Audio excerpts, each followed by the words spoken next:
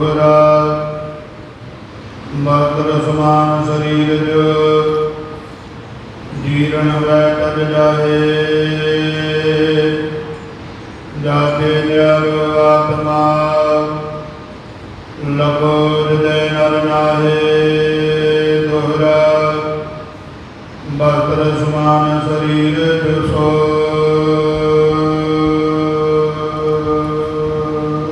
ਵਾਹਿਗੁਰੂ ਜੀ ਕਾ ਖਾਲਸਾ ਵਾਹਿਗੁਰੂ ਜੀ ਕੀ ਫਤਿਹ। ਪਰਮ ਪ੍ਰੀਤਵਾਨ ਸਤਿਗੁਰਾਂ ਦੀ ਸਾਜੀ ਨਵਾਜੀ ਗੁਰੂ ਪਿਆਰੇ ਗੁਰੂ ਸਵਾਰੇ ਗੁਰੂ ਖਾਲਸਾ ਸਾਧ ਸੰਗਤ ਜੀ, ਪਤਿਤ ਪਾਵਨ ਭਗਤ ਵਛਲ ਕਿਰਪਾ ਦੇ ਖਜ਼ਾਨੇ, ਰਾਜਾਨ ਰਾਜ ਭਾਵਨਾਨ ਭਾਨ ਦੇਵਾਨ ਦੇਵ ਹੁਕਮਾ ਮਹਾਨ ਸਤਿਗੁਰੂ ਧੰਨ ਧੰਨ ਸਾਹਿਬ ਸ੍ਰੀ ਗੁਰੂ ਗ੍ਰੰਥ ਸਾਹਿਬ ਮਹਾਰਾਜ ਸੱਚੇ ਪਾਤਸ਼ਾਹ ਜੀ ਦੀ ਅਪਰੰਪਾਰ ਕਿਰਪਾ ਰਹਿਮਤ ਬਖਸ਼ਿਸ਼ ਦਾ ਸਦਕਾ ਸਤਿਗੁਰੂ ਜੀ ਦੇ ਪਵਿੱਤਰ ਸਥਾਨ ਗੁਰਦੁਆਰਾ ਸ਼ਹੀਦ ਬਾਬਾ ਨਿਹਾਲ ਸਿੰਘ ਜੀ ਨਗਰ ਤੱਲਣ ਵਿਖੇ ਗੁਰੂ ਚਰਨਾਂ ਵਿੱਚ ਮਿਲ ਬੈਠ ਕੇ ਹਾਜ਼ਰੀਆਂ ਭਰ ਰਹੇ ਹਾਂ, ਲਾਹੇ ਪ੍ਰਾਪਤ ਕਰ ਰਹੇ ਹਾਂ। ਆਪਣੇ ਸਮੇਂ ਅਤੇ ਸਵਾਸਾਂ ਨੂੰ ਸਫਲਿਆ ਕਰਨ ਦਾ ਉਦਮ ਸਤਿਗੁਰੂ ਜੀ ਦੀ ਕਿਰਪਾ ਦੁਆਰਾ ਪ੍ਰਾਪਤ ਹੋਇਆ ਹੈ। ਸੰਧਿਆ ਦੇ ਸਜੇ ਹੋਏ ਦੀਵਾਨਾਂ ਵਿੱਚ ਰੱਬੀ ਬਾਣੀ ਦੇ ਕੀਰਤਨ, ਰਹਿਰਾਸ ਸਾਹਿਬ ਜੀ ਦੇ ਪਾਠ ਸਰਵਣ ਕਰਕੇ ਆਪਾਂ ਲਾਹੇ ਪ੍ਰਾਪਤ ਕੀਤੇ ਹਨ। ਸਤਿਗੁਰੂ ਜੀ ਦੇ ਪਵਿੱਤਰ ਸਥਾਨਾਂ ਉੱਤੇ ਨਿਤ ਦੀ ਕਿਰਿਆ ਦੇ ਮੁਤਾਬਕ, ਨਿਤ ਕਰਮ ਦੇ ਮੁਤਾਬਕ ਜੋ ਲੜੀਵਾਰ ਕਥਾ ਇਤਿਹਾਸ ਦੀ ਚੱਲਦੀ ਹੈ, ਸਤਿਗੁਰੂ ਨਾਨਕ ਦੇਵ ਜੀ ਮਹਾਰਾਜ ਜਾਹਰ ਪੀਰ ਜਗਤਗੁਰ ਬਾਬਾ ਜੀ ਦਾ ਪਵਿੱਤਰ ਜੀਵਨ, ਚੂੜਾਮਣੀ ਕਵੀ ਭਾਈ ਸੰਤੋਖ ਸਿੰਘ ਜੀ ਨੇ ਸ੍ਰੀ ਗੁਰੂ ਨਾਨਕ ਪ੍ਰਕਾਸ਼ ਵਿੱਚ ਸੁੰਦਰ ਛੰਦਾਬੰਦੀ ਅੰਦਰ ਅੰਕਿਤ ਕੀਤਾ ਹੋਇਆ ਹੈ। ਤਿਸ ਦੇ ਅਰਥ ਵਿਚਾਰਦਿਆਂ ਹੋਇਆਂ ਆਪਾਂ ਸਤਿਗੁਰੂ ਸਾਹਿਬ ਜੀ ਦੇ ਜੀਵਨ ਨੂੰ ਨਿੱਤਾ ਪ੍ਰਤੀ ਸਰਵਣ ਕਰਦੇ ਹਾਂ। ਬੀਤੇ ਕੱਲ੍ਹ ਜੋ ਆਪਾਂ ਸਤਿਗੁਰੂ ਸਾਹਿਬ ਜੀ ਦੀ ਕਥਾ ਦਾ ਪ੍ਰਸੰਗ ਸਰਵਣ ਕੀਤਾ, ਸਤਿਗੁਰੂ ਨਾਨਕ ਦੇਵ ਜੀ ਮਹਾਰਾਜ ਐਵਨਾਬਾਦ ਦੀ ਧਰਤੀ ਉੱਤੇ ਭਾਈ ਲਾਲੋ ਜੀ ਨੂੰ ਨਿਹਾਲ ਕਰਕੇ ਮਲਕ ਭਾਗੋ ਦੇ ਪਖੰਡ ਦਾ ਪਰਦਾ ਫਾਸ਼ ਕਰਕੇ ਰਾਏ ਭੋਏ ਦੀ ਤਲਵੰਡੀ ਰਾਏ ਬੁਲਾਰ ਜੀ ਦੇ ਸੱਦੇ ਤੇ ਪਹੁੰਚੇ ਹਨ। ਰਾਏ ਬੁਲਾਰ ਨੂੰ ਦਰਸ਼ਨ ਦੇ ਕੇ ਨਿਹਾਲ ਕੀਤਾ ਹੈ। ਸਾਰੇ ਪਰਿਵਾਰ ਨੇ ਬਹੁਤ ਮਿੰਨਤਾਂ ਤਰਲੇ ਕੀਤੇ। ਗੁਰੂ ਮਹਾਰਾਜ ਨੂੰ ਸੰਸਾਰੀ ਬਿਰਤੀ ਮੁਤਾਬਕ ਘਰ ਵਿੱਚ ਵਸਣ ਦੇ ਲਈ, ਇਸੇ ਤਰ੍ਹਾਂ ਸਾਧੂਆਂ ਵਾਲਾ ਭਗਵਾਂ ਲਿਬਾਸ ਉਤਾਰਨ ਦੇ ਲਈ ਪ੍ਰੇਰਨਾ ਕੀਤੀ ਹੈ। ਪਿਤਾ ਮਹਿਤਾ ਕਾਲੂ ਜੀ ਨੇ, ਚਾਚਾ ਲਾਲੂ ਜੀ ਨੇ, ਮਾਤਾ ਤ੍ਰਿਪਤਾ ਜੀ ਨੇ, ਰਾਏ ਬੁਲਾਰ ਨੇ ਵੀ ਬੜੀ ਕੋਸ਼ਿਸ਼ ਕਰਕੇ ਦੇਖੀ, ਪਰ ਸਤਿਗੁਰੂ ਸੱਚੇ ਪਾਤਸ਼ਾਹ ਜੀ ਉਹ ਤਾਂ ਆਏ ਹੀ ਸੰਸਾਰ ਨੂੰ ਤਾਰਨ ਦੇ ਲਈ ਹਨ। ਇਸੇ ਕਰਕੇ ਉਹਨਾਂ ਨੇ ਇਹ ਸਰੀਰ ਦੇ ਉੱਤੇ ਇਹ ਭੇਖ ਧਾਰਨ ਕੀਤਾ ਤਾਂ ਕਿ ਜਗ੍ਹਾ ਜਗ੍ਹਾ ਦੇ ਉੱਤੇ, ਧਰਮ ਸਥਾਨਾਂ ਦੇ ਉੱਤੇ ਜਾ ਕੇ, ਧਰਤੀ ਦੇ ਚੱਪੇ ਚੱਪੇ ਉੱਤੇ ਜਾ ਕੇ ਜੀਵਾਂ ਦਾ ਉਧਾਰ ਕਰ ਸਕਣ। ਸਤਿਗੁਰੂ ਸੱਚੇ ਪਾਤਸ਼ਾਹ ਜੀ ਕਿਸੇ ਦੇ ਵੀ ਕਹਿਣ 'ਤੇ ਨਾ ਘਰ ਗਏ, ਨਾ ਉਹਨਾਂ ਨੇ ਵਸਤਰ ਉਤਾਰੇ। ਇੱਕ ਰਾਤ ਰਾਏ ਬੁਲਾਰ ਦੇ ਗ੍ਰਹਿ ਵਿਖੇ ਰਹੇ। ਦੂਸਰਾ ਦਿਨ ਚੜ੍ਹਿਆ। ਨਗਰ ਦੇ ਬਾਹਰਵਾਰ ਰਾਏ ਭੋਏ ਦੀ ਤਲਵੰਡੀ ਨਨਕਾਣਾ ਸਾਹਿਬ ਦੇ ਬਾਹਰ ਜੰਗਲਾਂ ਦੇ ਵਿੱਚ ਉਦਿਆਨ ਇਕਾਂਤ ਦੇ ਵਿੱਚ ਜਾ ਬੈਠੇ। ਔਰ ਇਸੇ ਪ੍ਰਕਾਰ ਜਦੋਂ ਸ਼ਾਮ ਹੋਈ ਤਾਂ ਸਤਿਗੁਰੂ ਸੱਚੇ ਪਾਤਸ਼ਾਹ ਜੀ ਅਚਨਚੇਤ ਹੀ ਆਪਣੇ ਗ੍ਰਹਿ ਵਿਖੇ, ਘਰ ਵਿਖੇ ਚਲੇ ਗਏ। ਮਾਤਾ ਦੇਖ ਕੇ ਬੜੀ ਪ੍ਰਸੰਨ ਹੋਈ ਹੈ। ਮਾਤਾ ਤ੍ਰਿਪਤਾ ਨੇ ਆਖਿਆ, ਪੁੱਤਰ ਚੰਗਾ ਹੋਇਆ ਤੂੰ ਘਰ ਆ ਗਿਆ। ਵੇਖ ਤੂੰ ਮੇਰਾ ਇਕਲੌਤਾ ਪੁੱਤਰ ਹੈ, ਤੇਰੇ ਬਿਨਾਂ ਘਰ ਕਿਵੇਂ ਸੁੰਨਾ ਸੁੰਨਾ ਹੋਇਆ ਪਿਆ। ਮਾਂ ਦੀ ਮਮਤਾ ਹੈ। ਕਹਿਣ ਲੱਗੀ, ਪੁੱਤਰ ਤੂੰ ਕੰਮ ਕਾਜ ਭਾਵੇਂ ਕੋਈ ਨਾ ਕਰ, ਕਿਸੇ ਕੰਮ ਨੂੰ ਹੱਥ ਨਾ ਲਾ, ਡੱਕਾ ਨਾ ਤੋੜ ਕੇ ਦੂਹਰਾ ਕਰ, ਪਰ ਤੂੰ ਘਰ ਵਿੱਚ ਰਹਿ, ਮੇਰੀਆਂ ਅੱਖੀਆਂ ਦੇ ਸਾਹਮਣੇ ਰਹਿ। ਕਿਸੇ ਕੰਮ ਨੂੰ ਅਸੀਂ ਤੈਨੂੰ ਕਹਿੰਦੇ ਵੀ ਨਹੀਂ, ਤੈਨੂੰ ਕਿਸੇ ਪ੍ਰਕਾਰ ਦਾ ਕੋਈ ਫਿਕਰ ਫਾਕਾ ਵੀ ਨਹੀਂ। ਬਸ ਤੂੰ ਆ ਸਾਧੂਆਂ ਵਾਲਾ ਲਿਬਾਸ ਉਤਾਰ ਕੇ ਸੰਸਾਰੀ ਕੱਪੜੇ, ਸੋਹਣੀ ਪੁਸ਼ਾਕ ਪਹਿਨ ਲਾ, ਤਾਂ ਕਿ ਸ਼ਰੀਕੇ ਕਬੀਲੇ ਵਾਲੇ ਲੋਕ ਸਾਡੀ ਹਾਸੀ ਉਡਾਉਣੋਂ, ਸਾਡਾ ਮਖੌਲ ਉਡਾਉਣੋਂ ਹਟ ਜਾਣ ਕਿ ਇਹਨਾਂ ਦਾ ਪੁੱਤਰ ਨਲਾਇਕ ਹੈ, ਕੰਮ ਕਾਜ ਤੋਂ ਡਰਦਾ ਸਾਧ ਬਣ ਗਿਆ। ਸਤਿਗੁਰੂ ਸੱਚੇ ਪਾਤਸ਼ਾਹ ਜੀ ਚੁੱਪ ਕਰੇ ਰਹੇ। ਮਾਤਾ ਜੀ ਕਹਿਣ ਲੱਗੇ, ਜਿਸ ਤਰ੍ਹਾਂ ਦਾ ਭੋਜਨ ਤੁਸੀਂ ਕਹੋਗੇ, ਜਿਸ ਤਰ੍ਹਾਂ ਦਾ ਛਕਣ ਦੀ ਤੁਹਾਡੀ ਰੁਚੀ ਹੋਵੇ, ਹਰ ਪ੍ਰਕਾਰ ਦਾ ਭੋਜਨ ਮੈਂ ਤੁਹਾਨੂੰ ਬਣਾ ਕੇ ਦਿਆਂਗੀ। ਪੁੱਤਰ ਤੁਸੀਂ ਬੈਠੇ ਬਸ ਛਕਦੇ ਰਹੋ ਅਤੇ ਮੌਜ ਮਾਣੋ, ਰੱਬ ਦਾ ਨਾਂ ਲੈਣਾ ਘਰ ਵਿੱਚ ਬੈਠ ਕੇ ਲਓ। ਇੰਨੀ ਦੇਰ ਨੂੰ ਪਿਤਾ ਮਹਿਤਾ ਕਾਲੂ ਜੀ ਵੀ ਬਾਹਰੋਂ ਆ ਗਏ। ਆਪਣੇ ਸੁਭਾਅ ਦੇ ਮੁਤਾਬਕ ਕਠੋਰ ਸੁਭਾਅ ਸੀ ਉਹਨਾਂ ਦਾ, ਗੁੱਸੇਖੋਰ ਸਨ। ਆਉਂਦੇ ਹੀ ਬੋਲੇ ਕਿ ਸਭ ਕੁਝ ਲੁਟਾ ਪੁਟਾ ਕੇ, ਮੋਦੀਖਾਨਾ ਉਜਾੜ ਕੇ, ਪੈਸੇ ਦੀ ਬਰਬਾਦੀ ਕਰਕੇ ਹੁਣ ਘਰ ਆ ਬੈਠਾ।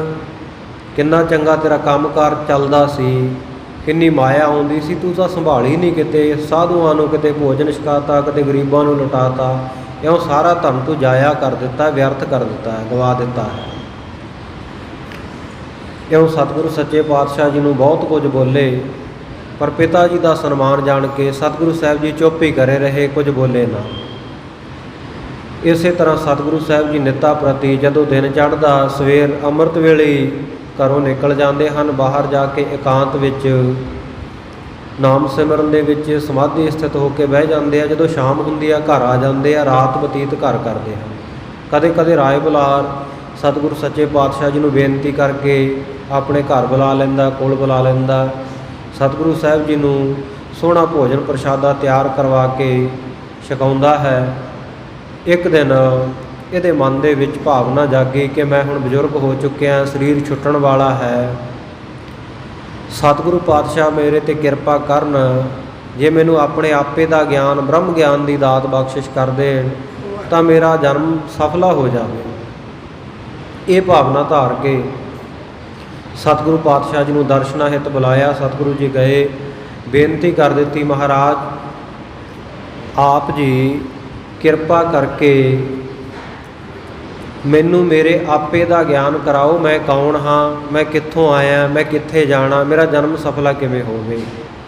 ਜਦੋਂ ਆਹ ਬੇਨਤੀ ਕੀਤੀ ਤਾਂ ਸਤਿਗੁਰੂ ਸੱਚੇ ਪਾਤਸ਼ਾਹ ਜੀ ਨੇ ਫਿਰ ਰਾਏ ਬੁਲਾਰ ਨੂੰ, ਜਿਵੇਂ ਬ੍ਰਹਮ ਗਿਆਨ ਦੀ ਦਾਤ ਬਖਸ਼ਿਸ਼ ਕੀਤੀ ਹੈ, ਉਹਦੇ ਵਿੱਚੋਂ ਆਪਾਂ ਥੋੜ੍ਹਾ ਜਿਹਾ ਪ੍ਰਸੰਗ ਕੱਲ੍ਹ ਸਰਵਣ ਕਰ ਲਿਆ ਸੀ, ਪਰ ਫਿਰ ਵੀ ਲੜੀ ਜੋੜਨ ਦੇ ਵਾਸਤੇ ਆਪਾਂ ਸੰਖੇਪ ਰੂਪ ਦੇ ਵਿੱਚ ਦੁਬਾਰਾ ਜੋੜ ਲੈਂਦੇ ਹਾਂ।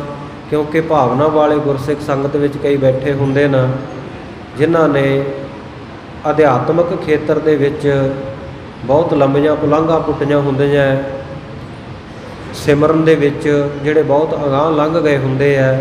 ਇਸ ਕਰਕੇ ਸਾਰਿਆਂ ਨੂੰ ਲਾਹਾ ਪ੍ਰਾਪਤ ਹੋਵੇ ਇਸ ਬ੍ਰਹਮ ਗਿਆਨ ਦੀ ਦਾਤ ਦਾ। ਸੋ ਬੜੀ ਇਕਾਗਰਤਾ ਦੇ ਸਹਿਤ ਜੁੜ ਕੇ ਬੈਠਿਓ, ਕਿਉਂਕਿ ਵਿਚਾਰ ਥੋੜ੍ਹੀ ਜਿਹੀ ਗੰਭੀਰ ਹੈ, ਡੂੰਘੀ ਹੈ। ਡੀਪਲੀ ਇਹਨੂੰ ਆਪਾਂ ਸੁਣਾਂਗੇ, ਡੀਪਲੀ ਵਿਚਾਰਾਂਗੇ ਤਾਂ ਹੀ ਸਮਝ ਲੱਗਣੀ ਹੈ, ਨਹੀਂ ਤਾਂ ਸਾਡੇ ਉੱਤੋਂ ਦੀ ਲੰਘੀ ਜਾਣੀਆਂ ਇਹ ਗੱਲਾਂ। ਕਿਉਂਕਿ ਸਿੱਧੀ ਸਾਦੀ ਕਥਾ ਸਾਖੀ ਵਾਲੀ ਨਹੀਂ ਹੈ। ਇੱਥੇ ਜਦੋਂ ਸਾਖੀਆਂ ਹੁੰਦੀਆਂ ਅਤੇ ਉਸ ਵੇਲੇ ਥੋੜ੍ਹਾ ਬਹੁਤਾ ਧਿਆਨ ਇੱਧਰ ਉੱਧਰ ਚਲਿਆ ਵੀ ਜਾਵੇ ਤਾਂ ਵੀ ਸਾਧ ਸੰਗਤ ਜੀ ਆਪਾਂ ਕਵਰ ਕਰ ਸਕਦੇ ਹਾਂ ਉਹਨੂੰ। ਪਰ ਇਹ ਜਿਹੜਾ ਬ੍ਰਹਮ ਗਿਆਨ ਦਾ ਉਪਦੇਸ਼ ਹੈ, ਇਹਦੇ ਵਿੱਚ ਧਿਆਨ ਦੀ ਇਕਾਗਰਤਾ ਦੀ ਅਤਿਅੰਤ ਜ਼ਰੂਰਤ ਹੈ। ਸਤਿਗੁਰੂ ਗੁਰੂ ਨਾਨਕ ਦੇਵ ਮਹਾਰਾਜ ਸੱਚੇ ਪਾਤਸ਼ਾਹ ਜੀ ਰਾਏ ਬੁਲਾਰ ਦੀ ਬੇਨਤੀ ਸੁਣ ਕੇ ਉਹਨੂੰ ਪੁੱਛਦੇ ਹੈ ਕਿ ਰਾਜਾ ਰਾਏ ਬੁਲਾਰ, ਤੇਰੀ ਹੰਗਤਾ ਕਾਹਦੇ ਵਿੱਚ ਹੈ? ਹੰਗਤਾ ਹੁੰਦੀ ਹੈ, ਹੰਗਤਾ ਅਤੇ ਮਮਤਾ ਦੋ ਸ਼ਬਦ ਹੈ। ਮੈਂ ਅਤੇ ਮੇਰੀ, ਮੈਂ ਕੀ ਹਾਂ ਅਤੇ ਮੇਰਾ ਕੀ ਹੈ। ਇਹ ਦੋ ਚੀਜ਼ਾਂ ਦੇ ਵਿੱਚ ਹੀ ਮਨੁੱਖ ਸਾਧ ਸੰਗਤ ਜੀ ਸਾਰੀ ਜ਼ਿੰਦਗੀ ਬਤੀਤ ਕਰਦਾ ਹੈ। ਆਪਣੇ ਆਪ ਨੂੰ ਮੈਂ ਕਹਾਉਣਾ, ਮੈਂ ਫਲਾਣਾ ਸਿਉਂ ਹੈ, ਮੇਰਾ ਫਲਾਣਾ ਅਹੁਦਾ ਹੈ, ਮੈਂ ਚਿੱਟੇ ਰੰਗ ਦਾ, ਮੈਂ ਸੋਹਣੇ ਰੂਪ ਦਾ, ਮੈਂ ਉੱਚੀ ਜਾਤ ਦਾ, ਮੇਰਾ ਫਲਾਣਾ ਗੋਤ ਹੈ, ਇਹ ਮੈਂ। ਅਤੇ ਦੂਜਾ ਜਿਹੜੀ ਚੀਜ਼ ਨੂੰ ਮੇਰੀ ਕਹਿੰਦਾ, ਆਹ ਮੇਰੀ ਗੱਡੀ, ਆਹ ਮੇਰੀ ਕੋਠੀ, ਆਹ ਮੇਰੀ ਕਾਰ, ਆਹ ਮੇਰੀ ਜ਼ਮੀਨ, ਆਹ ਮੇਰੀ ਧੀ, ਆਹ ਮੇਰਾ ਪੁੱਤਰ, ਆਹ ਮੇਰੀ ਘਰਵਾਲੀ, ਆਹ ਮੇਰਾ ਪਰਿਵਾਰ, ਸਕੇ ਸੰਬੰਧੀ, ਨਾਨਾ, ਚਾਚਾ, ਦਾਦਾ, ਮਾਸੜ, ਫੁੱਫੜ ਇਤਿਆਦਿ ਬੜੇ ਰਿਸ਼ਤੇ ਆ। ਇਹਨੂੰ ਮੈਂ ਮੇਰੀ ਕਹਿੰਦੇ ਆ। ਸਤਿਗੁਰੂ ਸੱਚੇ ਪਾਤਸ਼ਾਹ ਕਹਿੰਦੇ, ਰਾਏ ਬੁਲਾਰ ਤੇਰੀ ਹੰਗਤਾ ਮਮਤਾ ਕਾਹਦੇ ਵਿੱਚ ਹੈ? ਕਿਹੜੀਆਂ ਚੀਜ਼ਾਂ ਦਾ ਤੈਨੂੰ ਲੱਗਦਾ ਹੈ ਵੀ ਆ ਮੇਰੀ ਹੈ, ਆ ਮੈਂ ਹਾਂ?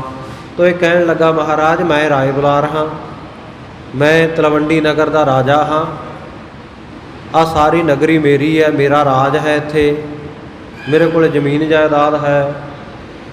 ਤੇ ਇਸ ਪ੍ਰਕਾਰ ਮਹਾਰਾਜ ਇਹਨਾਂ ਚੀਜ਼ਾਂ ਦੇ ਵਿੱਚ ਮੇਰੀ ਹੰਗਤਾ ਹੈ, ਇਹਨਾਂ ਨੂੰ ਮੈਂ ਮੇਰੀਆਂ ਕਹਿੰਦਾ ਹਾਂ। ਆ ਮੇਰਾ ਸਕਾ ਸੰਬੰਧੀ ਆ ਮੇਰੀ ਧੀ, ਆ ਮੇਰਾ ਪੁੱਤਰ, ਆ ਮੇਰੀ ਘਰਵਾਲੀ, ਆ ਮੇਰੇ ਪੋਤਰੇ। ਜਦੋਂ ਇਹ ਗੱਲਾਂ ਕੀਤੀਆਂ ਤਾਂ ਸਤਿਗੁਰੂ ਸੱਚੇ ਪਾਤਸ਼ਾਹ ਕਹਿੰਦੇ ਭਾਈ ਇਹ ਜਿਹੜੇ ਜਿੰਨੇ ਸੰਬੰਧ ਬਣੇ ਆ ਨਾ, ਇਹ ਤਾਂ ਸਰੀਰ ਦਾ ਧਰਮ ਹੈ, ਸਰੀਰ ਦੇ ਨਾਲ ਜੁੜੇ ਹੋਏ ਆ, ਤੇ ਤੂੰ ਸਰੀਰ ਨਹੀਂ ਹੈ, ਤੂੰ ਸਰੀਰ ਨਹੀਂ ਹੈ। ਆਪਣਾ ਆਪਾ ਜਿਹੜਾ ਸਾਧ ਸੰਗਤ ਜੀ ਉਹ ਸਰੀਰ ਨਹੀਂ ਹੈ। ਸਾਡੇ ਵਿੱਚ ਜਿਹੜੀ ਆਤਮਾ ਵਸਦੀ ਆ, ਅਸੀਂ ਤਾਂ ਉਹ ਹਾਂ, ਉਹ ਸਾਡਾ ਨਿਜ ਸਰੂਪ ਹੈ। ਆ ਸਰੀਰ ਕੀ ਹੈ? ਸਤਿਗੁਰ ਸੱਚੇ ਪਾਤਸ਼ਾਹ ਕਹਿੰਦੇ ਇਹ ਤੇ 5 ਤੱਤਾਂ ਦਾ ਬਣਿਆ ਹੋਇਆ ਇੱਕ ਢਾਂਚਾ ਹੈ, ਇੱਕ ਸਟਰਕਚਰ ਹੈ, ਇੱਕ ਪੁਤਲਾ ਹੈ। ਉਹ 5 ਤੱਤ ਕਿਹੜੇ ਕਿਹੜੇ? ਮਿੱਟੀ ਹੈ, ਹਵਾ ਹੈ, ਅਗਨੀ ਹੈ, ਇਸੇ ਤਰ੍ਹਾਂ ਪਾਣੀ ਹੈ ਤੇ ਆਕਾਸ਼ ਹੈ। ਅਪ ਤੇਜ ਵਾਯ ਪ੍ਰਿਥਵੀ ਆਕਾਸ਼ਾ, ਇਹ 5 ਚੀਜ਼ਾਂ ਦਾ ਬਣਿਆ ਹੋਇਆ ਸਰੀਰ ਹੈ। ਤੇ ਇਹ ਜਿਹੜੇ 5 ਤੱਤ ਹੈ, ਇਹ ਜੜ ਹੈ, ਇਹਨਾਂ ਵਿੱਚ ਸਤਾ ਨਹੀਂ, ਸਫੁਰਤੀ ਨਹੀਂ, ਇਹ ਚੇਤਨ ਨਹੀਂ ਹੈ। ਇੱਕ ਜਗ੍ਹਾ ਤੋਂ ਚੱਲ ਕੇ ਦੂਜੀ ਜਗ੍ਹਾ ਆਪਣੇ ਆਪ ਨਹੀਂ ਜਾ ਸਕਦੇ।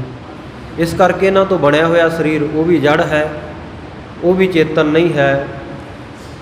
ਇਸ ਕਰਕੇ ਸਤਿਗੁਰੂ ਪਾਤਸ਼ਾਹ ਕਹਿੰਦੇ, ਰਾਏ ਬੁਲਾਰ ਤੂੰ ਇਹ ਸਰੀਰ ਨਹੀਂ ਹੈ, ਇਹ ਸਰੀਰ ਤੇਰਾ ਨਹੀਂ ਹੈ, ਇਹ ਤੇ 5 ਤੱਤਾਂ ਦੀ ਰਚਨਾ ਹੈ। ਇਹਦੇ ਹਉਮੈ ਨੂੰ, ਹੰਕਾਰ ਨੂੰ, ਅਭਿਮਾਨ ਨੂੰ ਨਿਵਾਰ ਦੇ। ਨਾ ਤੇਰਾ ਨਾਮ ਹੈ, ਨਾ ਤੇਰਾ ਰੂਪ ਹੈ, ਨਾ ਤੇਰਾ ਕੋਈ ਵਰਨ ਹੈ, ਉੱਚੀ ਕੁਲ ਹੈ। ਜਿਹੜਾ ਤੇਰਾ ਆਪਣਾ ਆਪਾ ਹੈ ਉਹ ਸਭ ਕਾਸੇ ਤੋਂ ਵੱਖਰਾ ਹੈ, ਨਿਆਰਾ ਹੈ, ਉਹ ਤਾਂ ਸਦਾ ਹੀ ਇੱਕ ਰਸ ਹੈ ਤੇ ਸਾਰੇ ਦੁੱਖਾਂ ਤੋਂ ਹੀਣ ਹੈ। ਸਰੀਰ ਨੂੰ ਤਾਂ 100 ਦੁੱਖ ਸੁੱਖ ਵਿਆਪਦੇ ਆ। ਔਰ ਇਸੇ ਪ੍ਰਕਾਰ ਘਰ ਪਰਿਵਾਰ ਦੇ ਮੈਂਬਰ, ਰਿਸ਼ਤੇਦਾਰ, ਸਕੇ ਸੰਬੰਧੀ ਇਹ ਵੀ ਤੇਰੇ ਨਹੀਂ। ਜਦੋਂ ਦੁੱਖ ਦਾ ਸਮਾਂ ਆਇਆ ਇਹਨਾਂ ਨੇ ਸਾਥ ਛੱਡ ਜਾਣਾ।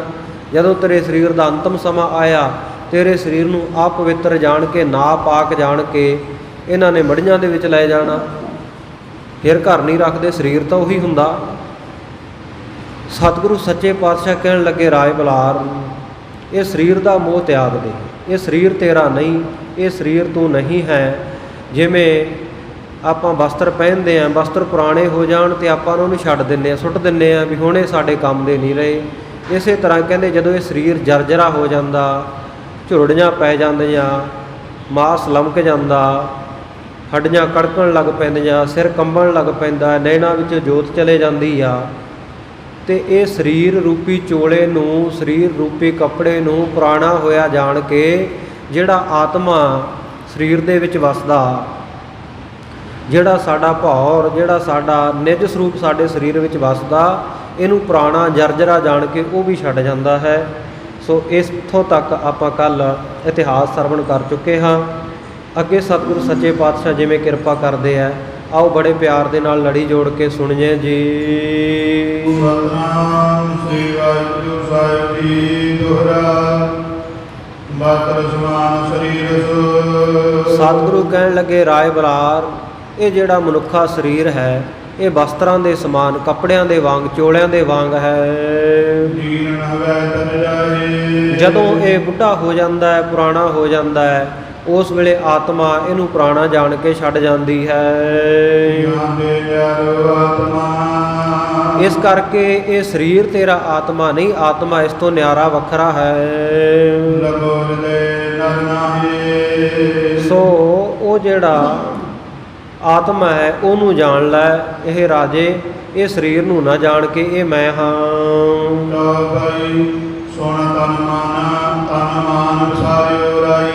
ਸਤਿਗੁਰੂ ਸੱਚੇ ਪਾਤਸ਼ਾਹ ਜੀ ਤੋਂ ਆਹ ਸ਼ੁਭ ਸਿੱਖਿਆ ਦੇ ਬਚਨ ਸੁਣ ਕੇ ਰਾਏ ਬੁਲਾਰ ਨੇ ਤਨ ਦਾ ਜਿਹੜਾ ਹੰਕਾਰ ਸੀ, ਤਨ ਦਾ ਅਭਿਮਾਨ ਸੀ, ਉਹ ਵਿਸਾਰ ਦਿੱਤਾ, ਛੱਡ ਦਿੱਤਾ। ਸ੍ਰੀ ਗੁਰੂ ਸੋਪਨ ਗਿਰਾ ਭਲਾਈ। ਸ਼ੋਭਾਵਾਨ ਸਤਿਗੁਰੂ ਨਾਨਕ ਦੇਵ ਮਹਾਰਾਜ ਜੀ ਨੂੰ ਫਿਰ ਬਚਨ ਕਹਿਣ ਲੱਗਾ, ਮੈਂ ਨਹੀਂ ਬਤਾਈ ਸਾਚੀ। ਮਹਾਰਾਜ ਸੱਚੇ ਪਾਤਸ਼ਾਹ ਆਪ ਜੀ ਨੇ ਬਿਲਕੁਲ ਇਹ ਸੱਚੀ ਗੱਲ ਦੱਸੀ ਹੈ ਕਿ ਮੈਂ ਸਰੀਰ ਨਹੀਂ ਹਾਂ। ਇੰਦਰੈ ਮੈਂ ਹੰਤਾ ਸੰਸਾਰ ਰਾਜੀ। ਮਹਾਰਾਜ ਜੇ ਮੈਂ ਸਰੀਰ ਨਹੀਂ ਹੈ ਤੇ ਫਿਰ ਇਸ ਤੋਂ ਬਾਅਦ ਜਿਹੜੀ ਮੇਰੀ ਰੁਚੀ ਹੈ, ਰਚੀ ਹੋਈ ਹੈ ਮੇਰੀ ਸੋਚ, ਮੈਨੂੰ ਚੰਗਾ ਲੱਗਦਾ, ਜਿਹੜਾ ਮੈਨੂੰ ਲੱਗਦਾ ਕਿ ਮੈਂ ਇੰਦਰੇ ਹਾਂ। ਜਾਂਦੇ ਮੈਂ ਦੇਖੋ ਮੈਂ ਸੁਣਾ। ਕਿਉਂਕਿ ਜਿਹੜੇ ਪੰਜੇ ਗਿਆਨ ਇੰਦਰੇ, ਪੰਜੇ ਕਰਮ ਇੰਦਰੇ, ਇਹ ਦਸਾਂ ਦੇ ਦੁਆਰਾ ਹੀ ਮੈਂ ਦੇਖਦਾ ਹਾਂ, ਮੈਂ ਸੁਣਦਾ ਹਾਂ। ਅੱਖਾਂ ਦੇ ਨਾਲ ਮੈਨੂੰ ਦਿਖਾਈ ਦਿੰਦਾ ਹੈ, ਕੰਨਾਂ ਦੇ ਨਾਲ ਮੈਨੂੰ ਸੁਣਾਈ ਦਿੰਦਾ ਹੈ। ਮੈਂ ਚਲਾਂ ਮੈਂ ਗਾਉਂ ਬਖਨਾ। ਪੈਰਾਂ ਦੇ ਨਾਲ ਮੈਂ ਚੱਲਦਾ ਹਾਂ, ਔਰ ਇਸੇ ਤਰ੍ਹਾਂ ਹੱਥਾਂ ਦੇ ਨਾਲ ਮੈਂ ਕਿਸੇ ਚੀਜ਼ ਨੂੰ ਗਹਿੰਦਾ ਹਾਂ, ਫੜਦਾ ਹਾਂ, ਪਕੜਦਾ ਹਾਂ। ਅਤੇ ਆਪਣੇ ਮੁਖ ਦੇ ਨਾਲ, ਜੇਬਾਂ ਦੇ ਨਾਲ ਮੈਂ ਕੁਝ ਨਾ ਕੁਝ ਆਖਦਾ, ਬੋਲਦਾ, ਕਹਿੰਦਾ ਹਾਂ। ਮੈਂ ਸੂੰਗਾ ਮੈਂ ਕਰਾਂ ਸਪਰਸ਼ਾ। ਅਤੇ ਇਸ ਕਰਕੇ ਮਹਾਰਾਜ ਮੈਨੂੰ ਲੱਗਦਾ ਇਹ ਮੇਰਾ ਸਰੂਪ ਹੈ। ਜਦੋਂ ਮੇਰੀਆਂ ਨਾਸਿਕਾਂ, ਮੇਰੀਆਂ ਨਾਸਾਂ, ਮੇਰਾ ਨੱਕ ਸੁੰਘਦਾ ਹੈ ਅਤੇ ਮੈਨੂੰ ਲੱਗਦਾ ਮੈਂ ਸੁੰਘਦਾ ਹਾਂ। ਇਸੇ ਤਰ੍ਹਾਂ ਜਦੋਂ ਮੈਂ ਕਿਸੇ ਚੀਜ਼ ਨੂੰ ਛੂੰਹਦਾ ਹਾਂ, ਛੂਹਣ ਦੀ ਕਿਰਿਆ ਕਰਦਾ, ਸਪਰਸ਼ ਕਰਦਾ ਹਾਂ ਚਮੜੀ ਦੇ ਦੁਆਰਾ, ਅਤੇ ਮੈਨੂੰ ਲੱਗਦਾ ਇਹ ਚਮੜੀ ਮੈਂ ਹਾਂ, ਮੈਂ ਰਾਇਬਲਾਰ ਹਾਂ।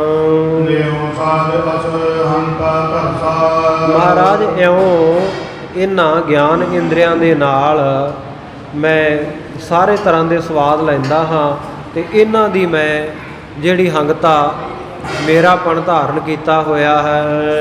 ਤਾਂ ਤੇ ਧਨ ਤੇ ਅਨੇਕ ਕੀਕਾ। ਇਸ ਕਰਕੇ ਮਹਾਰਾਜ ਸਰੀਰ ਦੇ ਨਾਲੋਂ ਵੱਖਰੇ ਜਿਹੜੇ ਭਿੰਨ ਇਹ ਇੰਦਰੇ ਹਨ। ਸਰੂਪ ਮੈਂ ਮਾਨਿਓ ਨੀਕਾ। ਮੈਂ ਇਹਨੂੰ ਚੰਗੀ ਤਰ੍ਹਾਂ ਮੰਨਦਾ ਵੀ ਸਰੀਰ ਮੇਰਾ ਨਹੀਂ ਹੈ, ਪਰ ਇੰਦਰੇ ਮੇਰੇ ਹਨ, ਇਹੀ ਮੇਰਾ ਸਰੂਪ ਹੈ। ਓ ਰਾਜਨ ਤੂੰ ਇੰਦਰੇ ਨਾਹੀ। ਸਤਿਗੁਰੂ ਕਹਿਣ ਲੱਗੇ, ਰਾਜੇ ਤੂੰ ਇੰਦਰੇ ਵੀ ਨਹੀਂ ਹੈ। ਸੁਣ ਜੋ ਪ੍ਰਜਾ ਕਰ ਸੁਰਤ ਨਾਹੀ। ਕਹਿੰਦੇ ਇਹਦੇ ਵਾਸਤੇ ਤੈਨੂੰ ਇੱਕ ਜੁਗਤੀ ਦੇ ਦੁਆਰਾ, ਦਲੀਲ ਦੇ ਦੁਆਰਾ ਸਮਝਾਉਂਦੇ ਹਾਂ। ਧਿਆਨ ਦੇ ਕੇ, ਕੰਨ ਦੇ ਕੇ ਸੁਣ। ਜਿਉ ਦਿਖਾਨ ਕੇ ਹੱਥ ਨਮਾਈ। ਉਦਾਹਰਣ ਦਿੱਤੀ, ਕਹਿੰਦੇ ਜਿਵੇਂ ਇੱਕ ਤਰਖਾਣ ਹੈ, ਉਹਦੇ ਹੱਥਾਂ ਦੇ ਵਿੱਚ ਬਿਨਾ ਕੁਠਾਰ ਜਲਤ ਹੋਇ ਨਾਹੀ। ਤਰਖਾਣ ਦੇ ਹੱਥਾਂ ਵਿੱਚ ਸੰਦ ਨਾ ਹੋਵੇ, ਕੁਹਾੜਾ ਨਾ ਹੋਵੇ, ਤੇਸਾ ਨਾ ਹੋਵੇ, ਤੇ ਉਹ ਆਪਣਾ ਕੰਮਕਾਰ ਨਹੀਂ ਕਰ ਸਕਦਾ। ਤਿਉ ਸਾਧਨ ਹੈ ਇੰਦਰੇ ਬ੍ਰਿੰਦਾ। ਇਸੇ ਤਰ੍ਹਾਂ ਜਿਹੜੇ ਇੰਦਰੇ ਆ ਨਾ ਸਾਰੇ, ਪੰਜੇ ਗਿਆਨ ਇੰਦਰੇ, ਪੰਜੇ ਕਰਮ ਇੰਦਰੇ, ਇਹ ਤਾਂ ਇੱਕ ਤਰ੍ਹਾਂ ਦੇ ਸਾਧਨ ਹਨ। ਤਿਨ ਆਤਮਾ ਪ੍ਰਤਿ ਆਨੰਦਾ। ਤੇ ਜਿਹੜਾ ਤੇਰਾ ਨਿਜ ਸਰੂਪ, ਆਤਮਿਕ ਸਰੂਪ ਹੈ, ਉਹ ਤਾਂ ਇਹਨਾਂ ਤੋਂ ਨਿਆਰਾ ਵੱਖਰਾ ਹੈ। ਨਾਨਾ ਇੰਦਰੇ ਕਾਮਤ ਨਾਨਾ। ਇਸ ਪ੍ਰਕਾਰ ਜਿਹੜੇ ਅਨੇਕਾਂ ਪ੍ਰਕਾਰ ਦੇ ਇੰਦਰੇ ਹੈ, ਪੰਜ ਗਿਆਨ ਇੰਦਰੇ, ਪੰਜ ਕਰਮ ਇੰਦਰੇ, 10 ਦੀ ਇਹਨਾਂ ਦੀ ਗਿਣਤੀ ਹੈ, ਅਤੇ ਦਸਾਂ ਦਾ ਹੀ ਵੱਖਰਾ ਵੱਖਰਾ ਮਤ ਹੈ, ਦਸਾਂ ਦੀ ਵੱਖਰੀ ਮਤ, ਵੱਖਰਾ ਸੁਭਾਅ ਹੈ। ਐਸੇ ਨਿਜ ਸਰੂਪ ਅਨੁਮਾਨਾ। ਇਹ ਰਾਜੇ ਕਿਵੇਂ ਅਗਿਆਨਤਾ ਵਿੱਚ ਤੂੰ ਇਹਨਾਂ ਨੂੰ ਆਪਣਾ ਸਰੂਪ ਮੰਨ ਰਿਹਾ ਹੈ। ਸਦਾ ਏਕ ਤੂ ਚੇਤਨ ਨੀਕਾ। ਤੂੰ ਜਿਹੜਾ ਤੇਰਾ ਆਤਮ ਸਰੂਪ ਆ ਨਾ, ਉਹ ਤਾਂ ਸਦਾ ਹੀ ਚੇਤਨ ਹੈ, ਇਹ ਜਾਣ ਲੈ। ਜੇ ਬਿਨ ਜੜ ਹੈ ਦਰਿੰਦਰ ਕੀਕਾ।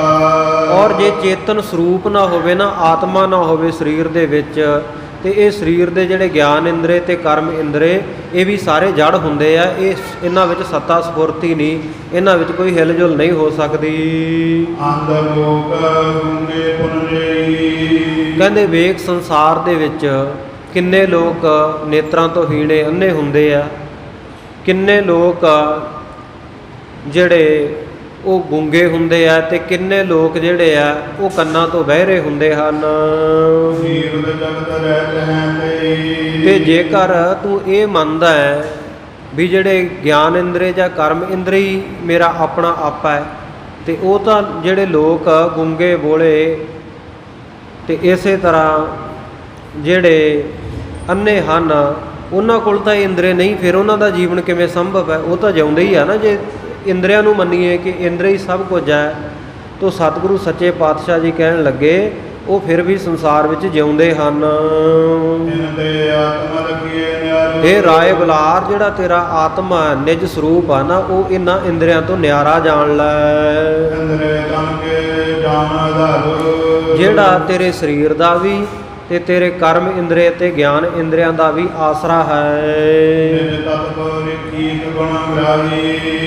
ਸੋ ਇਹਨਾਂ ਜਿਹੜੇ ਗਿਆਨ ਇੰਦਰੇ ਜਾਂ ਕਰਮ ਇੰਦਰੇ ਆ, ਇਹਨਾਂ ਦੇ ਵਿੱਚ ਜਿਹੜਾ ਨਿਜ ਤੱਤ ਦਾ ਗੁਣ ਹੈ ਉਹੀ ਸਾਰਾ ਇਹਨਾਂ ਨੂੰ ਪ੍ਰਗਟ ਕਰ ਰਿਹਾ ਹੈ। ਨਿਜ ਤੱਤ ਦੇ ਗੁਣ ਨੂੰ, ਪਰਮ ਤੱਤ ਦੇ, ਆਤਮ ਤੱਤ ਦੇ ਸਰੂਪ ਨੂੰ ਲੈ ਕੇ ਹੀ ਇਹਨਾਂ ਦੇ ਵਿੱਚ ਗੁਣ ਪ੍ਰਗਟ ਹੁੰਦੇ ਹਨ। ਨਵ ਸ਼ਬਦ ਸ਼੍ਰਵਣ ਗਏ ਤਾਨੀ। ਜਿਵੇਂ ਆਕਾਸ਼ ਦਾ ਗੁਣ ਜਿਹੜਾ ਉਹ ਸਾਧ ਸੰਗਤ ਜੀ ਸ਼ਬਦ ਹੈ। ਸੋ ਆਕਾਸ਼ ਦਾ ਗੁਣ ਸ਼ਬਦ ਹੈ। ਇਹਦੇ ਨਾਲ ਜਿਹੜੇ ਸਾਡੇ ਸ਼ਰਵਣ ਇੰਦਰੇ ਕੰਨ ਕੰਮ ਕਰਦੇ ਹਨ, ਇਹ ਸ਼ਬਦ ਨੂੰ ਸੁਣਦੇ ਹਨ। ਤੁਚਾ ਭਾਉ ਕੀ ਇੰਦਰੇ ਜਾਨ। ਇਸੇ ਤਰ੍ਹਾਂ ਤੁਚਾ ਜਿਹੜੀ ਚਮੜੀ ਹੈ ਇਹ ਵਾਹ ਦਾ ਤੱਤ ਹੈ, ਹਵਾ ਦਾ ਤੱਤ ਹੈ। ਸੋ ਇਸ ਪ੍ਰਕਾਰ ਜਿਹੜੀ ਚਮੜੀ ਇੰਦਰਾ ਹੈ ਇਹਨੂੰ ਇਸ ਤਰ੍ਹਾਂ ਜਾਣੋ। ਏਕੋ ਵਿਸ਼ੈ ਸਪਰਸ਼ ਪਛਾਨ। ਔਰ ਇਹਦਾ ਵਿਸ਼ਾ ਕੀ ਹੈ? ਇਹ ਸਪਰਸ਼ ਨੂੰ ਪਛਾਣਦੀ ਹੈ, ਕਿਸੇ ਚੀਜ਼ ਨੂੰ ਛੂਹਦੀ ਹੈ, ਤੇ ਚਮੜੀ ਸਾਨੂੰ ਗਿਆਨ ਦਿੰਦੀ ਹੈ ਕਿ ਆਹ ਚੀਜ਼ ਤੱਤੀ ਹੈ, ਆਹ ਠੰਡੀ ਹੈ, ਹਵਾ ਚੱਲਦੀ ਹੈ, ਗਰਮੀ ਲੱਗਦੀ ਹੈ। ਇਹ ਚਮੜੀ ਦਾ ਗੁਣ ਹੈ, ਚਮੜੀ ਦਾ ਵਿਸ਼ਾ ਹੈ ਕਿ ਇਹ ਸਪਰਸ਼ ਕਰਦੀ ਹੈ। ਜੇ ਸੁਭਾਉ ਤਾਕੋ ਗਈ ਸੋ ਗਈ। ਸੋ ਜਿਸ ਦਾ ਸੁਭਾਅ ਇਹ ਹੈ ਕਿ ਜਿਸ ਤਰ੍ਹਾਂ ਦਾ ਵੀ ਜਿਸ ਇੰਦਰੇ ਦਾ ਸੁਭਾਅ ਹੈ ਉਹ ਉਸੇ ਤਰ੍ਹਾਂ ਦੇ ਵਿਸ਼ੇ ਰਸ ਨੂੰ ਮਾਣਦਾ ਹੈ, ਫੜਦਾ ਹੈ। ਬਾਦ ਹੰਤਾ ਤੂੰ ਕਿਉਂ ਰਹੀ। ਕਹਿੰਦੇ ਤੂੰ ਕਿਉਂ ਐਵੇਂ ਬਿਨਾਂ ਗੱਲ ਤੋਂ ਹੀ ਕਹਿੰਦੇ ਵਿਅਰਥੀ ਇਹਨਾਂ ਚੀਜ਼ਾਂ ਦੀ ਹੰਗਤਾ ਪ੍ਰਾਪਤ ਕਰ ਰਿਹਾ ਕਿ ਮੇਰੇ ਹਨ। ਸਭ ਅਗਨੀ ਕੀ ਗੁਣ ਤੇ ਰੂਪਾ। ਔਰ ਚਕਸ਼ੂ ਜਿਹੜੇ ਤੇਰੇ ਨੇਤਰ ਹੈ ਇਹ ਅਗਨ ਦਾ ਤੱਤ ਹਨ, ਤੇ ਇਹਨਾਂ ਦਾ ਜਿਹੜਾ ਵਿਸ਼ਾ ਹੈ ਉਹ ਰੂਪ ਨੂੰ ਦੇਖਣਾ ਹੈ। ਸੋ ਦੇਖ ਹੈ ਸਮਝੀਏ ਰੂਪਾ। ਸੋ ਕਹਿੰਦੇ ਇਹ ਹਮੇਸ਼ਾ ਰੂਪ ਨੂੰ ਫੜਦੇ ਆ, ਚੰਗਾ, ਆ ਮਾੜਾ, ਆ ਸੋਹਣਾ, ਆ ਗੋਰਾ, ਆ ਕਾਲਾ। ਇਹ ਨੇਤਰਾਂ ਦਾ ਜਿਹੜਾ ਇੰਦਰਾ ਹੈ ਇਹਦਾ ਕੰਮ ਹੈ ਚੰਗਾ ਮਾੜਾ ਦੇਖਣਾ। ਸੋ ਹਮੇਸ਼ਾ ਹੀ ਕਹਿੰਦੇ ਇਹ ਰੂਪ ਨੂੰ ਹੀ ਪਕੜਦੇ ਹਨ।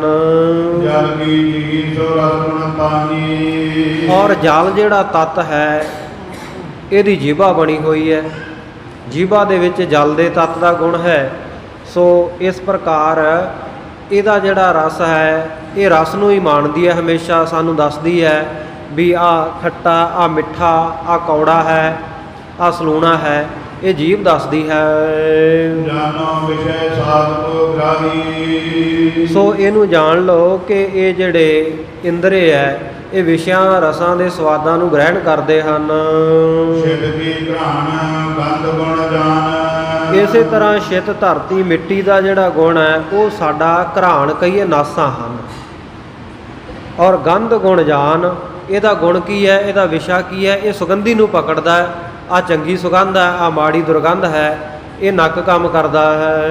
ਕਹੇ ਸੋ ਤਾਂਕੋ ਲਿਹੋ ਪਛਾਨ। ਸੋ ਹਮੇਸ਼ਾ ਸੁਗੰਧੀ ਦੁਰਗੰਧੀ ਨੂੰ ਫੜਦਾ ਹੈ, ਇਸ ਕਰਕੇ ਇਹਨੂੰ ਪਛਾਣ ਲੈ।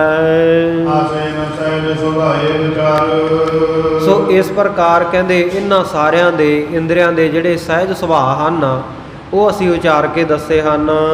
ਆਪਣਾ ਹੰਤਾ ਕਿਉਂ ਤੁਮ ਧਾਰੋ। ਇਹਨਾਂ ਨੂੰ ਤੂੰ ਵਿਚਾਰ ਲੈ ਤੇ ਇਹਨਾਂ ਦੇ ਵਿੱਚ ਆਪਣੀ ਹੰਗਤਾ ਕਿਉਂ ਕਰਦਾ ਵੀ ਇਹ ਮੇਰੇ ਆ, ਇਹ ਮੈਂ ਹਾਂ। ਸਭ ਕੀ ਲਗੀਏ ਦੁਖ ਰੂਪਾ। ਸਾਰੇ ਜਿਹੜੇ ਗਿਆਨ ਇੰਦਰੇ, ਕਰਮ ਇੰਦਰੇ ਆ ਇਹਨਾਂ ਨੂੰ ਤਾਂ ਇਉਂ ਜਾਣ ਲਾ ਵੀ ਦੁੱਖਾਂ ਦੇ ਖੂਹ ਹਨ। ਤੋਲ ਸਰੂਪ ਆਨੰਦ ਸਰੂਪਾ। ਪਰ ਜਿਹੜਾ ਤੇਰਾ ਆਪਣਾ ਆਤਮ ਸਰੂਪ ਹੈ ਉਹ ਤਾਂ ਆਨੰਦ ਦਾ ਸਰੂਪ ਹੈ, ਖੁਸ਼ੀਆਂ ਦਾ ਘਰ ਹੈ। ਸੋਨਾ ਕੋ ਅੰਬੁਲਾਰ ਵਿਸਾਰੀ। ਜਿਸ ਵੇਲੇ ਸਾਧ ਸੰਗਤ ਜੀ ਰਾਏ ਬੁਲਾਰ ਨੇ ਇਹ ਇੰਦਰੀਆਂ ਦੀ ਹੰਗਤਾ ਦੀ ਬਾਬਤ ਸਤਿਗੁਰੂ ਸੱਚੇ ਪਾਤਸ਼ਾਹ ਤੋਂ ਬਚਨ ਸੁਣੇ, ਸਾਰੀ ਇੰਦਰੀਆਂ ਦੀ ਹੰਗਤਾ ਮਮਤਾ ਛੱਡ ਦਿੱਤੀ ਇਸਨੇ। ਪੌਣ ਸ੍ਰੀ ਗੁਰੂ ਸੋ ਗਿਰਾ ਪਕਾਰੀ। ਫਿਰ ਸਤਿਗੁਰੂ ਨਾਨਕ ਦੇਵ ਮਹਾਰਾਜ ਜੀ ਨੂੰ ਬੇਨਤੀ ਕੀਤੀ, ਨੈਣ ਕੀ ਕਹਿ ਮੋਲ ਸਰੂਪਾ। ਮਹਾਰਾਜ ਮੈਂ ਇਹ ਜਾਣ ਗਿਆ ਸਰੀਰ ਵੀ ਮੇਰਾ ਨਹੀਂ, ਗਿਆਨ ਇੰਦਰੇ ਜਾਂ ਕਰਮ ਇੰਦਰੇ ਇਹ ਵੀ ਮੇਰਾ ਸਰੂਪ ਨਹੀਂ ਹਨ। ਜਾਨੋ ਮੈਂ ਹਾਂ ਪ੍ਰਾਣ ਰੂਪਾ। ਫਿਰ ਮਹਾਰਾਜ ਮੇਰੇ ਖਿਆਲ ਦੇ ਵਿੱਚ ਤਾਂ ਇਹ ਹੈ ਵੀ ਜਿਹੜੇ ਪ੍ਰਾਣ ਚੱਲਦੇ ਆ ਸਰੀਰ ਵਿੱਚ 5 ਪ੍ਰਕਾਰ ਦੇ, ਸੋ ਉਹ ਅਨੂਪਮ ਸਰੂਪ ਹੀ ਮੇਰਾ ਆਪਾ ਸਰੂਪ ਹੈ। ਜਬ ਲੋ ਪ੍ਰਾਣ ਰਹਿ ਤਾਂ ਜੀਵਤ। ਕਿਉਂਕਿ ਜਦੋਂ ਤੱਕ ਸਰੀਰ ਦੇ ਵਿੱਚ ਪ੍ਰਾਣ ਰਹਿੰਦੇ ਆ, ਸਾਹ ਚੱਲਦੇ ਆ, ਮਨੁੱਖ ਜਿਉਂਦਾ ਰਹਿੰਦਾ ਹੈ। ਜਿਵ ਸੁਜਾਏ ਤਬ ਮਿਰਤੂ ਪੁਨ ਥੀਵਤ। ਜਦੋਂ ਪ੍ਰਾਣ ਨਿਕਲ ਜਾਂਦੇ ਆ, ਸਾਹ ਨਿਕਲ ਜਾਂਦੇ ਆ, ਮਨੁੱਖ ਉਸ ਵੇਲੇ ਮ੍ਰਿਤਕ ਹੋ ਜਾਂਦਾ, ਮਰ ਜਾਂਦਾ ਹੈ। ਜੀਵਤ ਮਰਨਾ ਪ੍ਰਾਣਾ ਦੀਨਾ। ਜਿਉਣਾ ਤੇ ਮਰਨਾ ਇਹ ਤਾਂ ਪ੍ਰਾਣਾਂ ਦੇ ਅਧੀਨ ਹੈ, ਸਾਹਾਂ ਦੇ ਵੱਸ ਹੈ।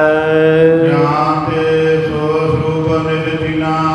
ਇਸ ਕਰਕੇ ਮਹਾਰਾਜ ਮੈਂ ਪ੍ਰਾਣਾਂ ਨੂੰ ਆਪਣਾ ਨਿਜ ਸਰੂਪ ਮੰਨਦਾ ਹਾਂ। ਦੁਖ ਸੁਖ ਅਨੁਭਵ ਜਿਸ ਮਾਹੀ, ਦੁੱਖਾਂ ਦਾ ਅਤੇ ਸੁੱਖਾਂ ਦਾ ਅਨੁਭਵ ਹੁੰਦਾ ਜਿਨ੍ਹਾਂ ਨਾਲ, ਤਨ ਪੀਕ ਜਨ ਬਿਨ ਸਿਰ ਨਾਹੀ। ਔਰ ਸਰੀਰ ਅਤੇ ਜਿਹੜੇ ਇੰਦਰੇ ਇਹ ਪ੍ਰਾਣਾਂ ਤੋਂ ਬਿਨਾਂ ਸਥਿਰ ਨਹੀਂ ਹੁੰਦੇ। ਆਉ ਅਸਨ ਮੈਂ ਪੀਮੋ ਪਾਨਾ, ਮੈਂ ਭੋਜਨ ਛਕਦਾ ਹਾਂ, ਪਾਣੀ ਪੀਂਦਾ ਹਾਂ, ਤਾਂਦੇ ਮਨ ਸਰੂਪ ਹੈ ਪ੍ਰਾਨਾ। ਇਹ ਤਾਂ ਹੀ ਖਾ ਪੀ ਸਕਦਾ ਜੇ ਸਰੀਰ ਵਿੱਚ ਪ੍ਰਾਣ ਚੱਲਦੇ ਹੋਣ, ਸਾਹ ਚੱਲਦੇ ਹੋਣ। ਇਸ ਕਰਕੇ ਮਹਾਰਾਜ ਮੈਂ ਜਾਣਦਾ ਕਿ ਮੇਰਾ ਨਿਜ ਸਰੂਪ ਮੇਰੇ ਪ੍ਰਾਣ ਹਨ। ਹੇ ਰਾਜਨ ਦੇ ਪ੍ਰਾਣ ਅਨੂਪਾ, ਸਤਿਗੁਰੂ ਸੱਚੇ ਪਾਤਸ਼ਾਹ ਕਹਿੰਦੇ, ਹੇ ਰਾਜਾ ਰਾਏ ਬੁਲਾਰ, ਜਿਹੜੇ ਇਹ ਪ੍ਰਾਣ ਹੈ ਉਪਮਾ ਤੋਂ ਰਹਿਤ, ਸੋ ਪੈ ਨਹੀਂ ਹੈ ਤੋਲ ਸਰੂਪਾ। ਸੋ ਵੀ ਉਹ ਵੀ ਤੇਰਾ ਨਿਜ ਸਰੂਪ ਨਹੀਂ ਹੈ। ਜਾਗਰਤ ਸੁਪਨਾ ਸਖੋ ਪਤ ਮਾਹੀ। ਤਿੰਨ ਅਵਸਥਾਵਾਂ ਹੁੰਦੀਆਂ, ਇੱਕ ਜਾਗਰਤ, ਜਿਵੇਂ ਆਪਾਂ ਹੁਣ ਸੁਚੇਤ ਹੋਏ ਬੈਠੇ ਆ ਜਾਗਦੇ। ਇੱਕ ਹੁੰਦੀ ਹੈ ਸੁਪਨ, ਜਦੋਂ ਨਾ ਪੂਰਾ ਬੰਦਾ ਸੁੱਤਾ ਹੁੰਦਾ ਤੇ ਨਾ ਪੂਰਾ ਜਾਗਦਾ ਹੁੰਦਾ। ਮੱਧਵਰਤੀ ਜੀ ਇਹ ਵਿਚਕਾਰਲੀ ਅਵਸਥਾ ਹੁੰਦੀ ਹੈ। ਤੇ ਇੱਕ ਹੁੰਦੀ ਹੈ ਸੁਖੋਪਤੀ, ਜਦੋਂ ਮਨੁੱਖ ਘੂਕ ਗੂੜੀ ਨੀਂਦਰੇ ਸੁੱਤਾ ਹੁੰਦਾ, ਚਾਹੇ ਕੋਈ ਢੋਲ ਵਜਾਈ ਜਾਵੇ ਕੰਨਾਂ ਕੋਲ, ਫਿਰ ਪਤਾ ਨਹੀਂ ਲੱਗਦਾ। ਸਤਿਗੁਰੂ ਸੱਚੇ ਪਾਤਸ਼ਾਹ ਕਹਿੰਦੇ ਇਹਨਾਂ ਤਿੰਨਾਂ ਅਵਸਥਾਵਾਂ ਵਿੱਚ, ਕਹਿੰਦੇ ਤਿੰਨੇ ਅਵਸਥਾਵਾਂ ਵਿੱਚ ਚਾਹੇ ਮਨੁੱਖ ਸੁੱਤਾ ਹੈ, ਚਾਹੇ ਸੁਪਨੇ ਲੈਂਦਾ ਹੈ ਤੇ ਚਾਹੇ ਜਾਗਦਾ ਹੈ, ਜਿਹੜੇ ਤੇਰੇ ਪ੍ਰਾਣ ਹੈ, ਸਰੀਰ ਦੇ ਵਿੱਚ ਸਾਹ ਹੈ, ਇਹ ਕਦੇ ਸਥਿਰ ਨਹੀਂ ਹੁੰਦੇ, ਰੁਕਦੇ ਨਹੀਂ, ਲਗਾਤਾਰ ਚੱਲਦੇ ਰਹਿੰਦੇ ਹਨ। ਪਰ ਇਹਨਾਂ ਦੇ ਬਰਾਬਰ ਤਾਂ ਤੇਰੀ ਰੀਤੀ ਨਹੀਂ, ਮਰਿਆਦਾ ਨਹੀਂ ਹੈ। ਜਿਹੜਾ ਤੇਰਾ ਆਪਣਾ ਆਪ ਆ ਉਹ ਇਹਨਾਂ ਤੋਂ ਉਲਟ ਹੈ, ਵੱਖਰਾ ਹੈ। ਉਹ ਤਾਂ ਸਦਾ ਸਥਿਰ ਹੈ ਤੇ ਸਾਹ ਹਮੇਸ਼ਾ ਚੱਲਦੇ ਰਹਿੰਦੇ ਹਨ। ਜਦੋਂ ਮਨੁੱਖ ਜਾਗਦਾ ਹੈ, ਸੁਪਨੇ ਲੈਂਦਾ ਹੈ, ਭੋਗ ਭੋਗਦਾ ਹੈ ਤੇ ਇਸੇ ਤਰ੍ਹਾਂ ਸ਼ਰਮ ਪਾਵਾ, ਥੱਕ ਟੁੱਟ ਜਾਂਦਾ ਹੈ। ਫਿਰ ਜਿਹੜਾ ਨਿਜ ਸਰੂਪ ਹੈ, ਆਤਮ ਸਰੂਪ ਹੈ, ਉਹ ਸੁਖੋਪਤੀ ਅਵਸਥਾ ਦੇ ਵਿੱਚ ਚਲਿਆ ਜਾਂਦਾ ਹੈ। ਬਹੁਤ ਸੰਘਣੇ ਆਨੰਦ ਦੇ ਵਿੱਚ ਜਾ ਬਹਿੰਦਾ ਹੈ। ਔਰ ਬ੍ਰਿਤੀ ਵਿਹੀਨ ਹੈ, ਉਹ ਚੱਲਦਾ ਫਿਰਦਾ ਨਹੀਂ ਹੈ, ਬਿਰਤੀ ਰਹਿਤ ਹੋ ਕੇ ਕਿਸੇ ਪਾਸੇ ਆਉਂਦਾ ਜਾਂਦਾ ਨਹੀਂ। ਜਿਹੜਾ ਆਤਮ ਸਰੂਪ ਹੈ ਨਾ, ਉਹ ਤਾਂ ਸਦਾ ਹੀ ਅਚਲ ਹੈ, ਚਲਾਏਮਾਨ ਨਹੀਂ, ਉਪਮਾ ਤੋਂ ਰਹਿਤ ਹੈ। ਸਾਹ ਤਾਂ ਚੱਲਦੇ ਫਿਰਦੇ ਰਹਿੰਦੇ, ਇਸ ਕਰਕੇ ਸਾਹ ਤੂੰ ਨਹੀਂ ਹੈ। ਇਸ ਕਰਕੇ ਆਪਣੇ ਹਿਰਦੇ ਵਿੱਚ ਜਾਣ ਲੈ ਵੀ ਤੇਰਾ ਜਿਹੜਾ ਸਰੂਪ ਹੈ ਉਹ ਚਲਾਏਮਾਨ ਨਹੀਂ ਹੈ। ਜਿਹੜੇ ਰਾਏ ਬੁਲਾਰ ਤੂੰ ਕਹਿਣਾ ਹੈ ਕਿ ਪ੍ਰਾਣਾ ਤੋਂ ਬਿਨਾ ਦੇਹੀ ਅਤੇ ਜਿਹੜੇ ਇੰਦਰੇ ਹਨ ਇਹਨਾਂ ਨੂੰ ਜਾਣਦਾ ਹੈ, ਸਥਿਰ ਨਹੀਂ ਹਨ। ਇਸ ਦਾ ਉੱਤਰ ਬੜੇ ਉਮੰਗ ਉਤਸ਼ਾਹ ਸਹਿਤ ਸੁਣੋ। ਜਿਹੜੇ ਪ੍ਰਾਣ ਆ ਨਾ, ਇਹ ਤਾਂ ਜੀਵ ਆਤਮਾ ਦੇ ਤੁਰੰਗ ਕਹੀਏ ਘੋੜਿਆਂ ਵਰਗੇ ਹਨ। ਇਹਨਾਂ ਪ੍ਰਾਣਾਂ ਦੇ, ਪੰਜੇ ਪ੍ਰਾਣਾਂ ਦੇ ਉੱਤੇ ਸਵਾਰ ਹੋ ਕੇ ਜਿਹੜੇ ਸਾਹ ਹੈ ਉਹ ਪਰਲੋਕ ਨੂੰ ਜਾਂਦੇ ਹਨ। ਜਿਸ ਕਰਕੇ ਜਦੋਂ ਇਹ ਪ੍ਰਾਣ ਚਲੇ ਜਾਂਦੇ ਹੈ, ਇਹ ਸਰੀਰ ਚਲਿਆ ਜਾਂਦਾ ਹੈ, ਮੌਤ ਹੋ ਜਾਂਦੀ ਹੈ, ਤੇ ਉਸ ਵੇਲੇ ਇਹ ਜਿਹੜੇ ਪ੍ਰਾਣ ਨਿਕਲ ਜਾਂਦੇ ਆ ਤੇ ਸੰਸਾਰ ਦੇ ਲੋਕ ਸ਼ੋਕ ਦੇ ਸਹਿਤ, ਗਮ ਦੇ ਸਹਿਤ ਹੋ ਜਾਂਦੇ ਹਨ, ਸਕੇ ਸੰਬੰਧੀ। ਇਸ ਕਰਕੇ ਇਹਨਾਂ ਪ੍ਰਾਣਾਂ ਨੂੰ ਆਪਣਾ ਸਰੂਪ ਨਾ ਜਾਣ, ਆਪਣੇ ਸਰੂਪ ਨੂੰ ਇਹਨਾਂ ਤੋਂ ਅਨੰਤ ਵੱਖਰਾ ਜਾਣ। ਜਿਸ ਆਤਮਿਕ ਸਰੂਪ ਨੂੰ ਜਾਣਨ ਦੇ ਨਾਲ ਸਭ ਪ੍ਰਕਾਰ ਦੇ ਸੰਕਟ, ਵਿਘਨਾਂ, ਮੁਸੀਬਤਾਂ ਦੀ ਹਾਨੀ ਹੁੰਦੀ, ਨਾਸ਼ ਹੋ ਜਾਂਦੇ ਹਨ। ਇਉਂ ਕੰਨੀ ਸਤਿਗੁਰੂ ਜੀ ਦੇ ਬਚਨ ਸੁਣ ਕੇ ਰਾਏ ਬੁਲਾਰ ਨੇ ਉਸ ਵੇਲੇ ਪ੍ਰਾਣਾਂ ਦੇ ਵਿੱਚ ਵੀ ਜਿਹੜਾ ਅਹੰ ਭਾਵ ਸੀ ਉਹਨੂੰ ਵੀ ਤਿਆਗ ਦਿੱਤਾ, ਵੀ ਮੈਂ ਪ੍ਰਾਣ ਵੀ ਨਹੀਂ ਹਾਂ। ਫਿਰ ਬੋਲਿਆ, ਕਹਿੰਦਾ ਮਹਾਰਾਜ ਮੈਂ ਇਹ ਸਾਰੇ ਸੰਸਾਰ ਨੂੰ ਕੱਚਾ ਝੂਠਾ ਜਾਣਿਆ ਹੈ। ਆਪ ਜੀ ਨੇ ਬਿਲਕੁਲ ਇਹ ਸੱਚਾ ਬਚਨ ਆਖਿਆ ਕਿ ਮੈਂ ਪ੍ਰਾਣ ਨਹੀਂ ਹਾਂ। ਫਿਰ ਮਹਾਰਾਜ ਪ੍ਰਾਣਾਂ ਤੋਂ ਵੀ ਪਰੇ ਜਿਹੜਾ ਮਨ ਹੈ, ਉਹਨੂੰ ਮੈਂ ਆਪਣਾ ਨਿਜ ਸਰੂਪ ਜਾਣਦਾ ਹਾਂ। ਜਾਂ ਕੇ ਹੈ ਅਧੀਨ ਸਭ ਗਿਆਨਾ। ਜਿਸ ਮਨ ਦੇ ਅਧੀਨ ਸਭ ਪ੍ਰਕਾਰ ਦੇ ਗਿਆਨ, ਸਭ ਪ੍ਰਕਾਰ ਦੀਆਂ ਵਿਦਿਆ ਹਨ। ਸਾਵਧਾਨ ਮਨ ਹੋਏ ਨਾ ਜਾਓ। ਜਿੰਨੀ ਦੇਰ ਤੱਕ ਮਨ ਸਾਵਧਾਨ ਨਹੀਂ ਹੁੰਦਾ, ਗਿਆਨ ਪਾਵੇ ਕੋਇ ਨਾ ਪਾਵੋ। ਕਿਸੇ ਵੀ ਪ੍ਰਕਾਰ ਦਾ ਗਿਆਨ ਮਨ ਦੀ ਸਾਵਧਾਨਤਾ ਤੋਂ ਬਿਨਾਂ ਪ੍ਰਾਪਤ ਨਹੀਂ ਹੋ ਸਕਦਾ।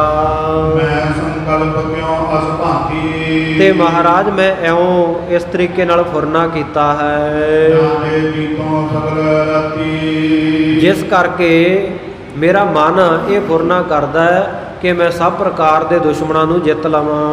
ਮਨ ਕੋ ਧਰਮ ਸੰਕਲਪ ਉਠਾਵਤ। ਮਨ ਦਾ ਧਰਮ ਹੈ ਕਿ ਹਮੇਸ਼ਾ ਸੰਕਲਪ ਵਿਕਲਪ ਉਠਾਉਂਦਾ, ਇਹਦੇ ਵਿੱਚ ਫੁਰਨੇ ਪੈਦਾ ਹੁੰਦੇ ਖਤਮ ਹੁੰਦੇ ਰਹਿੰਦੇ ਹਨ। ਸੋ ਸਭ ਆਪਨ ਮੈਂ ਲਗ ਪਾਵਤ। ਇਸ ਕਰਕੇ ਮੈਂ ਮਨ ਨੂੰ ਆਪਣਾ ਸਰੂਪ ਜਾਣਦਾ ਹਾਂ।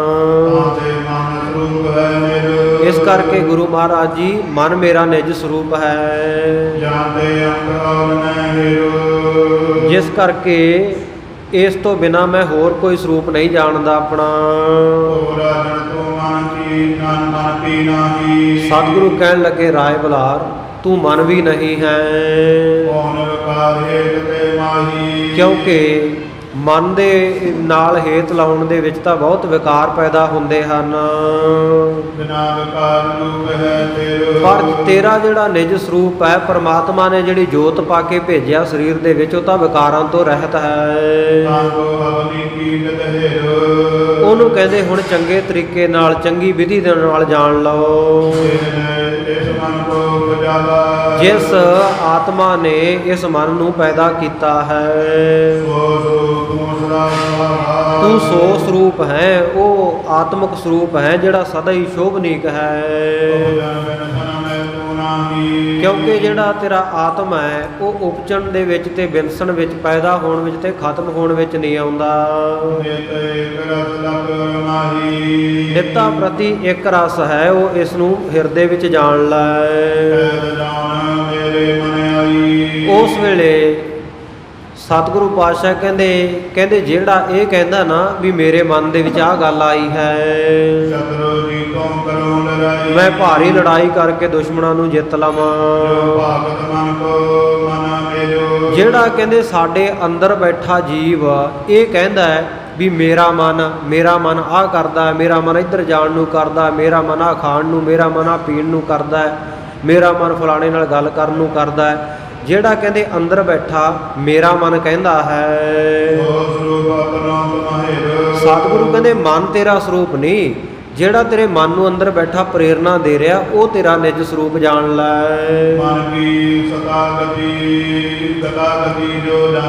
ਮਨ ਦਾ ਜਿਹੜਾ ਆਉਣਾ ਜਾਣਾ ਜਾਣਦਾ ਹੈ, ਜਿਹੜਾ ਸਵਯੰ ਤੋਂ ਪ੍ਰਕਾਸ਼ ਹੈ, ਆਪਣੇ ਆਪੇ ਤੋਂ ਪ੍ਰਕਾਸ਼ ਹੈ, ਸਦਾ ਹੀ ਪ੍ਰਗਟ ਹੈ।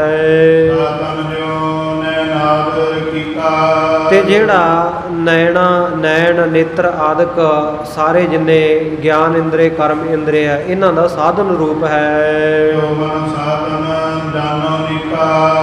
ਇਸੇ ਤਰ੍ਹਾਂ ਕਹਿੰਦੇ ਜਿਵੇਂ ਸਰੀਰ ਦਾ ਸਾਧਨ ਇੰਦਰੇ ਹਨ, ਇੰਦਰੀਆਂ ਦਾ ਸਾਧਨ ਮਨ ਹੈ, ਤੇ ਮਨ ਦਾ ਸਾਧਨ ਜਿਹੜਾ ਕਹਿੰਦੇ ਜਿਹੜਾ ਚੰਗਾ ਜਾਣ ਲਓ ਇਹ ਤੇਰਾ ਨਿਜ ਸਰੂਪ ਹੈ। ਵੇਖਣਾ, ਸੁਣਨਾ ਤੇ ਇਸੇ ਤਰ੍ਹਾਂ ਚਖਣਾ, ਇਹ ਜਿਹੜਾ ਸੁਣਨਾ ਹੈ ਇਹ ਕਹਿੰਦੇ ਸਾਧਨ ਤੋਂ ਬਿਨਾ ਨਹੀਂ। ਇਸੇ ਤਰ੍ਹਾਂ ਕਹਿੰਦੇ ਮਨ ਤੋਂ ਵਿਹੀਨ ਕਿਸੇ ਪ੍ਰਕਾਰ ਦੀ ਬਿਰਤੀ ਨਹੀਂ ਹੈ। ਇਸ ਪ੍ਰਕਾਰ ਦੀ ਬਾਣੀ ਸਤਿਗੁਰੂ ਤੋਂ ਸੁਣ ਕੇ ਰਾਏ ਬੁਲਾਰ ਨੇ ਉਸ ਵੇਲੇ ਮਨ ਦੀ ਹੰਗਤਾ ਵੀ ਛੱਡ ਦਿੱਤੀ ਵੀ ਮਨ ਵੀ ਮੈਂ ਨਹੀਂ ਹਾਂ। ਫਿਰ ਵਿਚਾਰ ਕੇ ਸਤਿਗੁਰੂ ਸੱਚੇ ਪਾਤਸ਼ਾਹ ਜੀ ਨੂੰ ਬਚਨ ਕੀਤਾ, ਇਹ ਸ੍ਰੇਸ਼ਟ ਸਰੂਪ ਸਤਿਗੁਰੂ ਜੀ ਮਨ ਵੀ ਮੇਰਾ ਨਿਜ ਸਰੂਪ ਨਹੀਂ ਹੈ। ਫਿਰ ਮਹਾਰਾਜ ਮਨ ਤੋਂ ਪਰੇ ਜਿਹੜੀ ਬੁੱਧੀ ਹੈ ਸਾਡੇ ਸਰੀਰ ਦੇ ਵਿੱਚ ਕਹਿੰਦੇ ਉਹ ਮੇਰਾ ਸਰੂਪ ਹੈ। ਮਾਨਿਓ ਹੋਈ। ਮਹਾਰਾਜ ਫਿਰ ਮੈਂ ਮਨ ਤੋਂ ਪਰੇ ਜਿਹੜੀ ਬੁੱਧੀ ਹੈ ਉਹਨੂੰ ਆਪਣਾ ਨਿੱਜੀ ਸਰੂਪ ਮੰਨਦਾ ਹਾਂ, ਤੇਜਾ ਕਰਨ ਧਰਮ ਬੁੱਧ ਕੇਰਾ। ਕਿਉਂਕਿ ਧਰਮ ਦਾ ਜਿਹੜਾ ਬੁੱਧੀ ਦਾ ਧਰਮ ਇਹ ਨਿਸ਼ਚਾ ਕਰਨਾ, ਬੁੱਧੀ ਨਿਰਣਾ ਕਰਦੀ ਹੈ ਚੰਗਾ ਜਾਂ ਮਾੜਾ, ਆਹ ਕੰਮ ਕਰਨਾ ਜਾਂ ਆਹ ਨਹੀਂ ਕਰਨਾ, ਇਹ ਬੁੱਧੀ ਕੰਮ ਕਰਦੀ ਹੈ। ਆਪਣਾ ਹੰਤਾ ਤਾਮੈ ਹੀਰਾ। ਇਸ ਕਰਕੇ ਮਹਾਰਾਜ ਮੈਂ ਆਪਣੀ ਹੰਗਤਾ ਉਹਦੇ ਵਿੱਚ ਦੇਖਦਾ ਹਾਂ। ਜਾਂਦੇ ਪਰੇ ਨ ਜਾਣਿਓ ਜਾਈ। ਮਹਾਰਾਜ ਬੁੱਧੀ ਤੋਂ ਪਰੇ ਤਾਂ ਮੇਰੇ ਕੋਲੋਂ ਕੁਝ ਜਾਣਿਆ ਨਹੀਂ ਜਾਂਦਾ। ਪਰੇ ਤਉ ਤਿਹੁ ਬੁਝਾਈ। ਫਿਰ ਵੀ ਮਹਾਰਾਜ ਜੇ ਬੁੱਧੀ ਤੋਂ ਪਰੇ ਵੀ ਕੋਈ ਚੀਜ਼ ਹੈ, ਕੋਈ ਵਸਤੂ ਹੈ, ਮੇਰਾ ਆਪਣਾ ਆਪ ਹੈ, ਤਾਂ ਆਪ ਜੀ ਮੈਨੂੰ ਜਣਾ ਦਿਓ, ਬੁਝਾ ਦਿਓ, ਸੋਝੀ ਕਰਾ ਦਿਓ। ਸੁਣ ਬੋਲੇ ਸ੍ਰੀ ਪੰਕਜ ਬਦਨਾ। ਕਮਲ ਵਰਗੇ ਮੁਖੜੇ ਵਾਲੇ ਸਤਿਗੁਰੂ ਸੁਣ ਕੇ ਬੋਲੇ, ਓ ਰਾਜਨ ਕਰ ਅਹੰ ਨਿਕਤਨਾ। ਕਹਿਣ ਲੱਗੇ, ਹੇ ਰਾਜੇ, ਜਿਹੜੀ ਅਹੰਗ ਹੈ ਨਾ, ਅਹੰਗ ਭਾਵ ਹੈ, ਸੋ ਇਹਦਾ ਕਹਿੰਦੇ ਨਾਸ਼ ਕਰ ਲੈ। ਨਹੀਂ ਬੁੱਧ ਤੂੰ ਦੇਖ ਵਿਚਾਰਾ। ਵਿਚਾਰ ਕੇ ਦੇਖ, ਬੁੱਧੀ ਵੀ ਤੇਰਾ ਆਪਣਾ ਸਰੂਪ ਨਹੀਂ ਹੈ। ਮਿਲ ਜਾਸੋ ਪਾ ਜੀਵ ਦੁਖਾਰਾ। ਜਿਸ ਬੁੱਧੀ ਨੂੰ ਮਿਲ ਕੇ ਜੀਵ ਦੁਖੀ ਹੁੰਦੇ ਆ, ਨਿਰਣਿਆਂ ਦਾ ਕਰਕੇ ਮਨੁੱਖ ਕਈ ਵਾਰੀ ਗਲਤ ਫੈਸਲੇ ਵੀ ਲੈ ਲੈਂਦਾ, ਸਹੀ ਵੀ ਲੈ ਲੈਂਦਾ, ਮਨੁੱਖ ਦੁਖੀ ਹੁੰਦਾ ਬੁੱਧੀ ਦੇ ਕਾਰਨ। ਪੰਜ ਭੂਤ ਮੈਂ ਕਉ ਗੁਣ ਜੋਈ। ਪੰਜ ਭੂਤ ਜਿਹੜੇ ਪੰਜ ਤੱਤ ਹਨ, ਇਹਨਾਂ ਦੇ ਵਿੱਚ ਜਦੋਂ ਤਮੋ ਗੁਣ ਮਿਲਦਾ ਹੈ, ਦੇ ਬਨਿਓ ਫੂਲ ਸਭ ਕੋਈ। ਉਸ ਤੋਂ ਜਿਹੜਾ ਤੇਰਾ ਥੂਲ ਸਰੀਰ ਹੈ, ਆ ਬਾਹਰਲਾ ਸਰੀਰ ਹੈ, ਇਹ ਪੰਜਾਂ ਤੱਤਾਂ ਦੇ ਵਿੱਚ ਤਮੋ ਗੁਣ ਦੇ ਮਿਲਣੇ ਕਰਕੇ ਬਣਿਆ ਹੋਇਆ ਹੈ। ਤਿਨ ਮੈਂ ਅੰਸੁਜ ਰਜਗੁਣ ਦੀਕਾ। ਇਹਨਾਂ ਪੰਜੇ ਤੱਤਾਂ ਦੇ ਵਿੱਚ ਜਦੋਂ ਰਜੋ ਗੁਣ ਚੰਗੀ ਤਰ੍ਹਾਂ ਮਿਲਦਾ ਹੈ, ਤੇ ਦਰਮਾਈ ਸਰਬ ਰਖੀਕਾ। ਤੇ ਉਹਦੇ ਤੋਂ ਫਿਰ ਸਾਰੀਆਂ ਰਖੀਕਾ ਇੰਦਰੀਆਂ ਦਾ ਨਿਰਮਾਣ ਹੁੰਦਾ ਹੈ। ਮੈਂ ਸਤਿਗੁਣ ਅੰਸ਼ ਸੁਹਾਵਾ। ਤੇ ਇਹਨਾਂ ਪੰਜੇ ਇੰਦਰੀਆਂ ਦੇ ਵਿੱਚ, ਪੰਜੇ ਤੱਤਾਂ ਦੇ ਵਿੱਚ ਜਿਸ ਵੇਲੇ ਸਤੋ ਗੁਣ ਦੀ ਅੰਸ਼ ਸ਼ੋਭਨੀਕ ਹੁੰਦੀ ਹੈ, ਤੇ ਅੰਤఃਕਰਣ ਬਣਾਵਾ। ਉਹਦੇ ਨਾਲ ਅੰਤःਕਰਣ ਬਣਦਾ ਹੈ। ਅੰਤःਕਰਣ ਜਿਹੜਾ ਸਾਡਾ ਅੰਦਰਲਾ ਮਨ ਬਣਦਾ ਹੈ, ਚਤੁਰ ਪ੍ਰਕਾਰ ਭਇਓ ਸੋ ਜਾਣੈ। ਇਹ ਜਿਹੜਾ ਅੰਤਸ਼ਕਰਣ ਹੈ, ਇਹ ਚਾਰ ਪ੍ਰਕਾਰ ਦਾ ਜਾਣ ਲਓ। ਮਨ ਬੁੱਧ ਚਿਤ ਅਹੰਕਾਰ ਪਛਾਨੋ। ਮਨ, ਬੁੱਧੀ, ਚਿੱਤ ਤੇ ਅਹੰ ਭਾਵ, ਇਹਨਾਂ ਚਾਰੇ ਚੀਜ਼ਾਂ ਦਾ ਸਮੁਦਾਇ ਜਿਹੜਾ, ਉਹਨੂੰ ਅੰਤਸ਼ਕਰਣ ਕਿਹਾ ਜਾਂਦਾ ਹੈ। ਤਿਨ ਕੀ ਵਿਦ ਸਭ ਜਾਣੋ ਐਸੇ। ਇਹਨਾਂ ਦੀ ਜਿਹੜੀ ਵਿਧੀ ਹੈ, ਇਹਨਾਂ ਦਾ ਜਿਹੜਾ ਤੌਰ ਤਰੀਕਾ ਮਰਿਆਦਾ ਇਸ ਤਰ੍ਹਾਂ ਜਾਣੋ। ਆਪ ਸਰੂਪ ਕੈ ਆਸੋ ਜੈਸੇ। ਇਹ ਤੇਰੇ ਸਰੂਪ ਦੇ ਆਸਰੇ ਕਰਕੇ ਹੀ ਹਨ, ਤੇਰੇ ਆਤਮਾ ਸਰੂਪ ਕਰਕੇ ਹੀ ਇਹਨਾਂ ਦੀ ਸਥਿਰਤਾ ਹੈ। ਰਤ ਰੂਪੀ ਜੋ ਹੈ ਸਰੀਰਾ। ਇਹ ਜਿਹੜਾ ਸਰੀਰ ਹੈ, ਇਹਨੂੰ ਤਾਂ ਇਉਂ ਮੰਨ ਲਓ ਵੀ ਰਥ ਵਾਂਗੂ ਹੈ, ਤੇ ਬ੍ਰਹਮ ਇੰਦਰੀ ਰਤ ਧੀਰਾ। ਤੇ ਇਹ ਰਥ ਨੂੰ ਜੁੜੇ ਹੋਏ ਜਿਹੜੇ ਘੋੜੇ ਆ, ਉਹ ਜਿਹੜੇ ਪ੍ਰਾਣ ਜਿਹੜੇ ਕਰਮ ਇੰਦਰੇ, ਗਿਆਨ ਇੰਦਰੇ ਜਾਣੋ। ਮਨ ਡੋਰੀ ਕੇ ਸੰਪਹਿਚਾਨੋ। ਜਿਹੜਾ ਸਰੀਰ ਦੇ ਵਿੱਚ ਮਨ ਹੈ, ਜਿਵੇਂ ਘੋੜਿਆਂ ਦੇ ਲਗਾਮਾਂ ਪਾਈਆਂ, ਇਹ ਉਹਨਾਂ ਦੀ ਡੋਰੀ ਲਗਾਮ ਜਾਣੋ। ਬੁੱਧ ਸਾਰਥੀ ਤਨੈ ਪ੍ਰਮਾਨੋ। ਜਿਹੜੀ ਬੁੱਧੀ ਨੂੰ ਆਪਣਾ ਸਰੂਪ ਮੰਨਦਾ ਹੈ, ਇਹ ਬੁੱਧੀ ਤਾਂ ਇੱਕ ਰਥ ਵਾਹਕ ਹੈ, ਰਥ ਨੂੰ ਚਲਾਉਣ ਵਾਲੀ ਹੈ। ਰਤੀ ਆਤਮਾ ਰੂਪ ਸੋ ਤੇਰੋ। ਪਰ ਜਿਹੜਾ ਰਥੀ ਹੈ, ਮਾਲਕ ਹੈ ਵਿੱਚ ਬੈਠਣ ਵਾਲਾ, ਉਹ ਕਹਿੰਦੇ ਤੇਰਾ ਨਿਜ ਆਤਮਾ ਸਰੂਪ ਹੈ, ਜਾਨੋ ਹਰ ਸ਼ੋਕ ਨਹਿ ਹੀਰੋ। ਜਿਹਦੇ ਵਿੱਚ ਕਿਸੇ ਪ੍ਰਕਾਰ ਦਾ ਕੋਈ ਹਰਖ ਨਹੀਂ, ਸ਼ੋਕ ਨਹੀਂ, ਸੁੱਖ ਨਹੀਂ, ਦੁੱਖ ਨਹੀਂ ਹੈ। ਤਾਂਗੋ ਤੂੰ ਨੀਕੈ ਲਖ ਲੀਜੈ। ਉਸ ਨੂੰ ਕਹਿੰਦੇ ਤੂੰ ਚੰਗੀ ਤਰ੍ਹਾਂ ਜਾਣ ਲੈ। ਅਵਰ ਆਂਤਾ ਜਾਗਣ ਬੀਜੈ। ਬਾਕੀ ਸਾਰੀਆਂ ਚੀਜ਼ਾਂ ਦੀ, ਸਰੀਰ ਦੀ, ਇੰਦਰੀਆਂ ਦੀ, ਮਨ ਦੀ, ਬੁੱਧੀ ਦੀ, ਇਹਨਾਂ ਦੀ ਹੰਗਤਾ ਨੂੰ ਤਿਆਗ ਦੇ। ਜੇ ਕੋ ਸਕੈ ਅਗਨ ਜਲਾਈ। ਤੇਰਾ ਆਤਮ ਸਰੂਪ ਐਸਾ ਹੈ ਜਿਹਨੂੰ ਅੱਗ ਨਹੀਂ ਜਲਾ ਨਹੀਂ ਸਕਦੀ। ਦੀਨ ਤਾਂਗੋ ਕਬੈ ਕਰਾਈ। ਪਾਣੀ ਉਹਨੂੰ ਗਾਲ ਨਹੀਂ ਸਕਦਾ, ਡੋਬ ਨਹੀਂ ਸਕਦਾ। ਮੈਂ ਸਤਨ ਸੋ ਛੇਦਿਓ ਜਾਏ। ਆਤਮ ਸਰੂਪ ਐਸਾ ਸਾਡੇ ਅੰਦਰ ਜਿਹੜਾ ਜੀਵ ਵਸਦਾ ਹੈ, ਉਹਨੂੰ ਸਾਧ ਸੰਗਤ ਜੀ ਸ਼ਾਸਤਰਾਂ ਦੇ ਨਾਲ ਕੱਟਿਆ ਨਹੀਂ, ਵੱਢਿਆ ਨਹੀਂ ਜਾ ਸਕਦਾ ਆਤਮਾ ਨੂੰ। ਕੌਣ ਨ ਤਾਂਗੋ ਸੁਖੈ ਉਡਾਏ। ਹਵਾ ਕਿਧਰੇ ਉਡਾ ਕੇ ਨਹੀਂ ਲੈ ਕੇ ਜਾ ਸਕਦੀ। ਜਿਸ ਤਰ੍ਹਾਂ ਗੀਤਾ ਦੇ ਵਿੱਚ ਭਗਵਾਨ ਕ੍ਰਿਸ਼ਨ ਜੀ ਨੇ ਅਰਜੁਨ ਨੂੰ ਗਿਆਨ ਦਿੰਦਿਆਂ ਹੋਇਆ ਮਹਾਭਾਰਤ ਦੇ ਜੰਗ ਦੇ ਵਿੱਚ ਕੁਰੂਕਸ਼ੇਤਰ ਦੇ ਮੈਦਾਨ, ਉੱਥੇ ਸਪਤ ਸ਼ਲੋਕੀ ਗੀਤਾ ਉਚਾਰਨ ਕਰਕੇ ਆਤਮਾ ਦਾ ਗਿਆਨ ਕਰਵਾਇਆ ਸੀ ਨਾ। ਨੈਨੰ ਸ਼ਦੰਤੀ ਸ਼ਸਤਰਾਣਿ ਨੈਨੰ ਦਹੰਤੀ ਪਾਵਕਹਿ। ਆਤਮਾ ਨੂੰ ਸ਼ਸਤਰ ਕੱਟ ਨਹੀਂ ਸਕਦਾ, ਅਗਨੀ ਜਲਾ ਨਹੀਂ ਸਕਦੀ, ਪਾਣੀ ਡੋਬ ਨਹੀਂ ਸਕਦਾ। ਸੋ ਉਹੀ ਭਾਵ ਸਤਿਗੁਰੂ ਸੱਚੇ ਪਾਤਸ਼ਾਹ ਜੀ ਇੱਥੇ ਆਤਮ ਸਰੂਪ ਰਾਏ ਬਲਾਰ ਨੂੰ ਦੱਸ ਰਹੇ ਹੈ ਕਿ ਤੂੰ ਸਰੀਰ ਵੀ ਨਹੀਂ ਹੈ, ਤੂੰ ਇੰਦਰੇ ਵੀ ਨਹੀਂ ਹੈ, ਤੂੰ ਮਨ ਵੀ ਨਹੀਂ ਹੈ, ਤੂੰ ਬੁੱਧੀ ਵੀ ਨਹੀਂ ਹੈ। ਤੇਰਾ ਆਤਮ ਸਰੂਪ ਜਿਹੜਾ ਇਹਨਾਂ ਤੋਂ ਨਿਆਰਾ ਹੈ।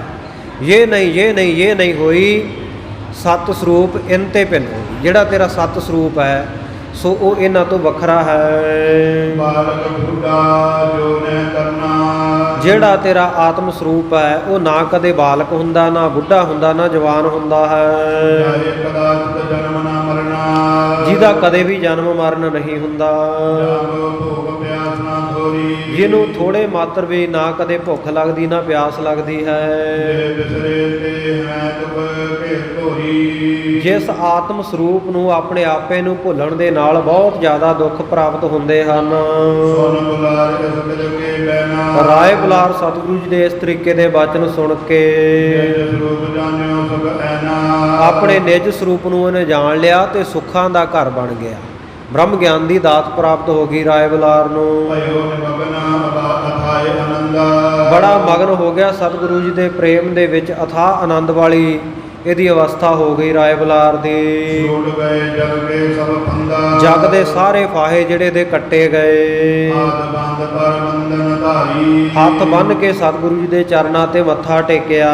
ਤਦ ਪਦ ਕੀ ਗਿਰਾ ਉਤਾਰੀ, ਉਸਤਤੀ ਦੇ ਨਾਲ ਮਿਲੇ ਹੋਏ ਸ਼ਬਦ ਉਚਾਰੇ ਇਸਨੇ। ਧੰਨ ਧੰਨ ਪੂਰਨ ਗੁਰਦੇਵਾ, ਸਤਿਗੁਰੂ ਨਾਨਕ ਦੇਵ ਜੀ ਆਪ ਜੀ ਧੰਨ ਹੋ, ਆਪ ਜੀ ਪੂਰਨ ਸਤਿਗੁਰੂ ਹੋ, ਧੰਨ ਹੋ।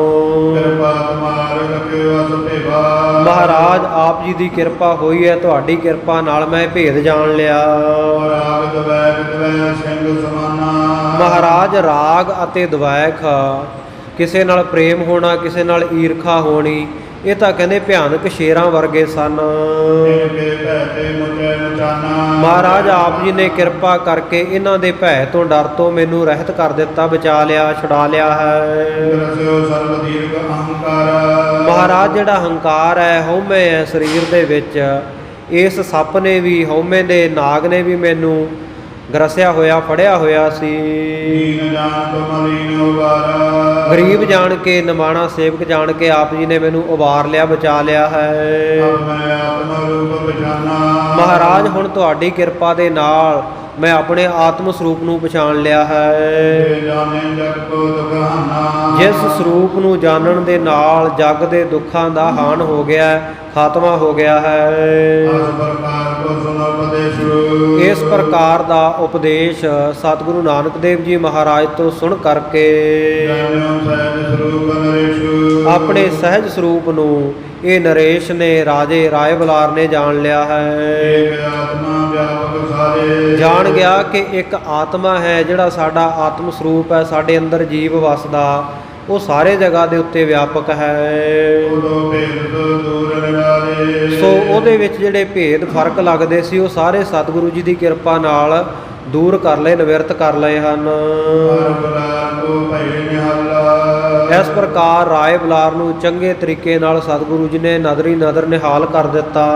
ਹੋਰੇ ਆਏ ਜਿਤ ਸਤਨ ਕਿਰਪਾਲਾ, ਸਤਿਗੁਰੂ ਨਾਨਕ ਦੇਵ ਮਹਾਰਾਜ ਸੱਚੇ ਪਾਤਸ਼ਾਹ ਜੀ ਫਿਰ ਆਪਣੇ ਘਰ ਆ ਗਏ। ਮਨੋ ਗਿਆਨ ਕੋਇ ਤਰਨ ਬਿਰਾਜੈ, ਇਉਂ ਮੰਨੋ ਵੀ ਸਤਿਗੁਰੂ ਸੱਚੇ ਪਾਤਸ਼ਾਹ ਜੀ ਗਿਆਨ ਦੇ ਸੂਰਜ ਹੀ ਸ਼ੋਭਾ ਪਾ ਰਹੇ ਹਨ। ਜੇ ਦਰਸ਼ਨ ਕਰਮਲ ਭਜੈ, ਜਿਸ ਸਤਿਗੁਰੂ ਨਾਨਕ ਦੇਵ ਜੀ ਦੇ ਦਰਸ਼ਨ ਕਰਕੇ ਕਲਯੁਗ ਦੇ ਵੱਡੇ ਵੱਡੇ ਮੈਲ ਸਹਿਤ ਜਿਹੜੇ ਪਾਪ ਹੈ, ਸਾਰੇ ਪ੍ਰਕਾਰ ਦੇ ਪਾਪ ਭੱਜ ਜਾਂਦੇ ਹਨ। ਇਸ ਤਰੀਕੇ ਨਾਲ ਰਾਏ ਭੋਜ ਦੀ ਤਲਵੰਡੀ ਵਿਖੇ ਵਿਚਰਦਿਆਂ ਸਤਿਗੁਰੂ ਨਾਨਕ ਦੇਵ ਮਹਾਰਾਜ ਨੇ ਕਿੰਨੇ ਹੀ ਦਿਨ ਬਤੀਤ ਕੀਤੇ। ਉਹ ਸਤਿਗੁਰੂ ਨਾਨਕ ਦੇਵ ਮਹਾਰਾਜ ਤਲਵੰਡੀ ਨਗਰ ਦੇ ਵਿੱਚ ਸੰਗਤਾਂ ਨੂੰ ਉਤਾਰ ਰਹੇ ਹਨ, ਜਿਹੜੇ ਸਾਰੇ ਸੰਸਾਰ ਨੂੰ ਸ਼ੁਭ ਰਸਤਾ ਦੇਣ ਵਾਸਤੇ, ਸਾਰੇ ਜਗਤ ਨੂੰ ਤਾਰਨ ਦੇ ਵਾਸਤੇ ਇਹ ਦੁਨੀਆ ਦੇ ਉੱਤੇ ਆਪ ਨਾਰਾਇਣ ਕਲਾ ਧਾਰ ਜਗ ਮੈਂ ਪਰਵਰਿਓ ਅਕਾਲ ਪੁਰਖ ਵਾਹਿਗੁਰੂ ਨਾਨਕ ਸਰੂਪ ਦੇ ਵਿੱਚ ਆਏ ਹਨ। ਸੋ ਸਾਧ ਸੰਗਤ ਜੀ, ਅੱਗੇ ਪ੍ਰਸੰਗ ਹੋਰ ਸ਼ੁਰੂ ਹੋ ਜਾਣਾ ਹੈ। ਇੱਥੇ ਆਪਾਂ ਵਿਚਾਰਾਂ ਨੂੰ ਵਿਸ਼ਰਾਮ ਦਿੰਦੇ ਹਾਂ। ਕਥਾ ਵਿਚਾਰਾਂ ਦੌਰਾਨ ਹੋਈਆਂ ਬੇਅੰਤ ਭੁੱਲਾਂ ਦੀ ਆਪ ਸਮੂਹ ਸੰਗਤਾਂ ਨੇ ਖਿਮਾ ਬਖਸ਼ਣੀ। ਗਰੀਬ ਨਵਾਜ਼ ਸੱਚੇ ਪਾਤਸ਼ਾਹ ਕਿਰਪਾ ਕਰਨ, ਸਮੱਤ ਬਖਸ਼ਣ। ਅੱਗੇ ਜਿਵੇਂ ਤੁਲਸਾਂ ਦਾਸੀ ਨੂੰ ਤਾਰਨ ਦਾ ਔਰ ਇਹਨੂੰ ਬ੍ਰਹਮ ਗਿਆਨ ਸਤਿਗੁਰੂ ਜੀ ਦੇ ਚਰਨਾਂ ਦੇ ਸਪਰਸ਼ ਦੇ ਨਾਲ ਪ੍ਰਾਪਤ ਹੋਵੇਗਾ। ਆਪਣੇ ਸਿੱਖ ਮਨਸੁਖ ਸ਼ਾਹ ਦਾ ਜਹਾਜ਼ ਸੰਗਲਾਦੀਪ ਦੇ ਸਮੁੰਦਰ ਦੇ ਵਿੱਚ ਸਤਿਗੁਰੂ ਜੀ ਜਿਵੇਂ ਬੰਨੇ ਲਾਉਣਗੇ, ਇਹ ਪ੍ਰਸੰਗ ਆਪਾਂ ਅੱਗੇ ਸਰਵਣ ਕਰ ਲਵਾਂਗੇ ਗੁਰੂ ਕਿਰਪਾ ਨਾਲ। ਆਓ ਹੁਣ ਸਮਾਪਤੀ ਦੀਆਂ ਤੁਕਾਂ ਪੜ੍ਹ ਕੇ ਅਰਦਾਸ ਬੇਨਤੀ ਵਿੱਚ ਹਾਜ਼ਰ ਹੋਈਏ। ਇਦਕ ਦਿਵਸ ਇਸ ਭਾਂਤ ਬਿਤਾਈ, ਸ਼ੁਭ ਮਗ ਦੇਨ ਜਗਤ ਜੋ ਆਏ। ਵਾਹਿਗੁਰੂ ਜੀ ਕਾ ਖਾਲਸਾ, ਵਾਹਿਗੁਰੂ ਜੀ ਕੀ ਫਤਿਹ।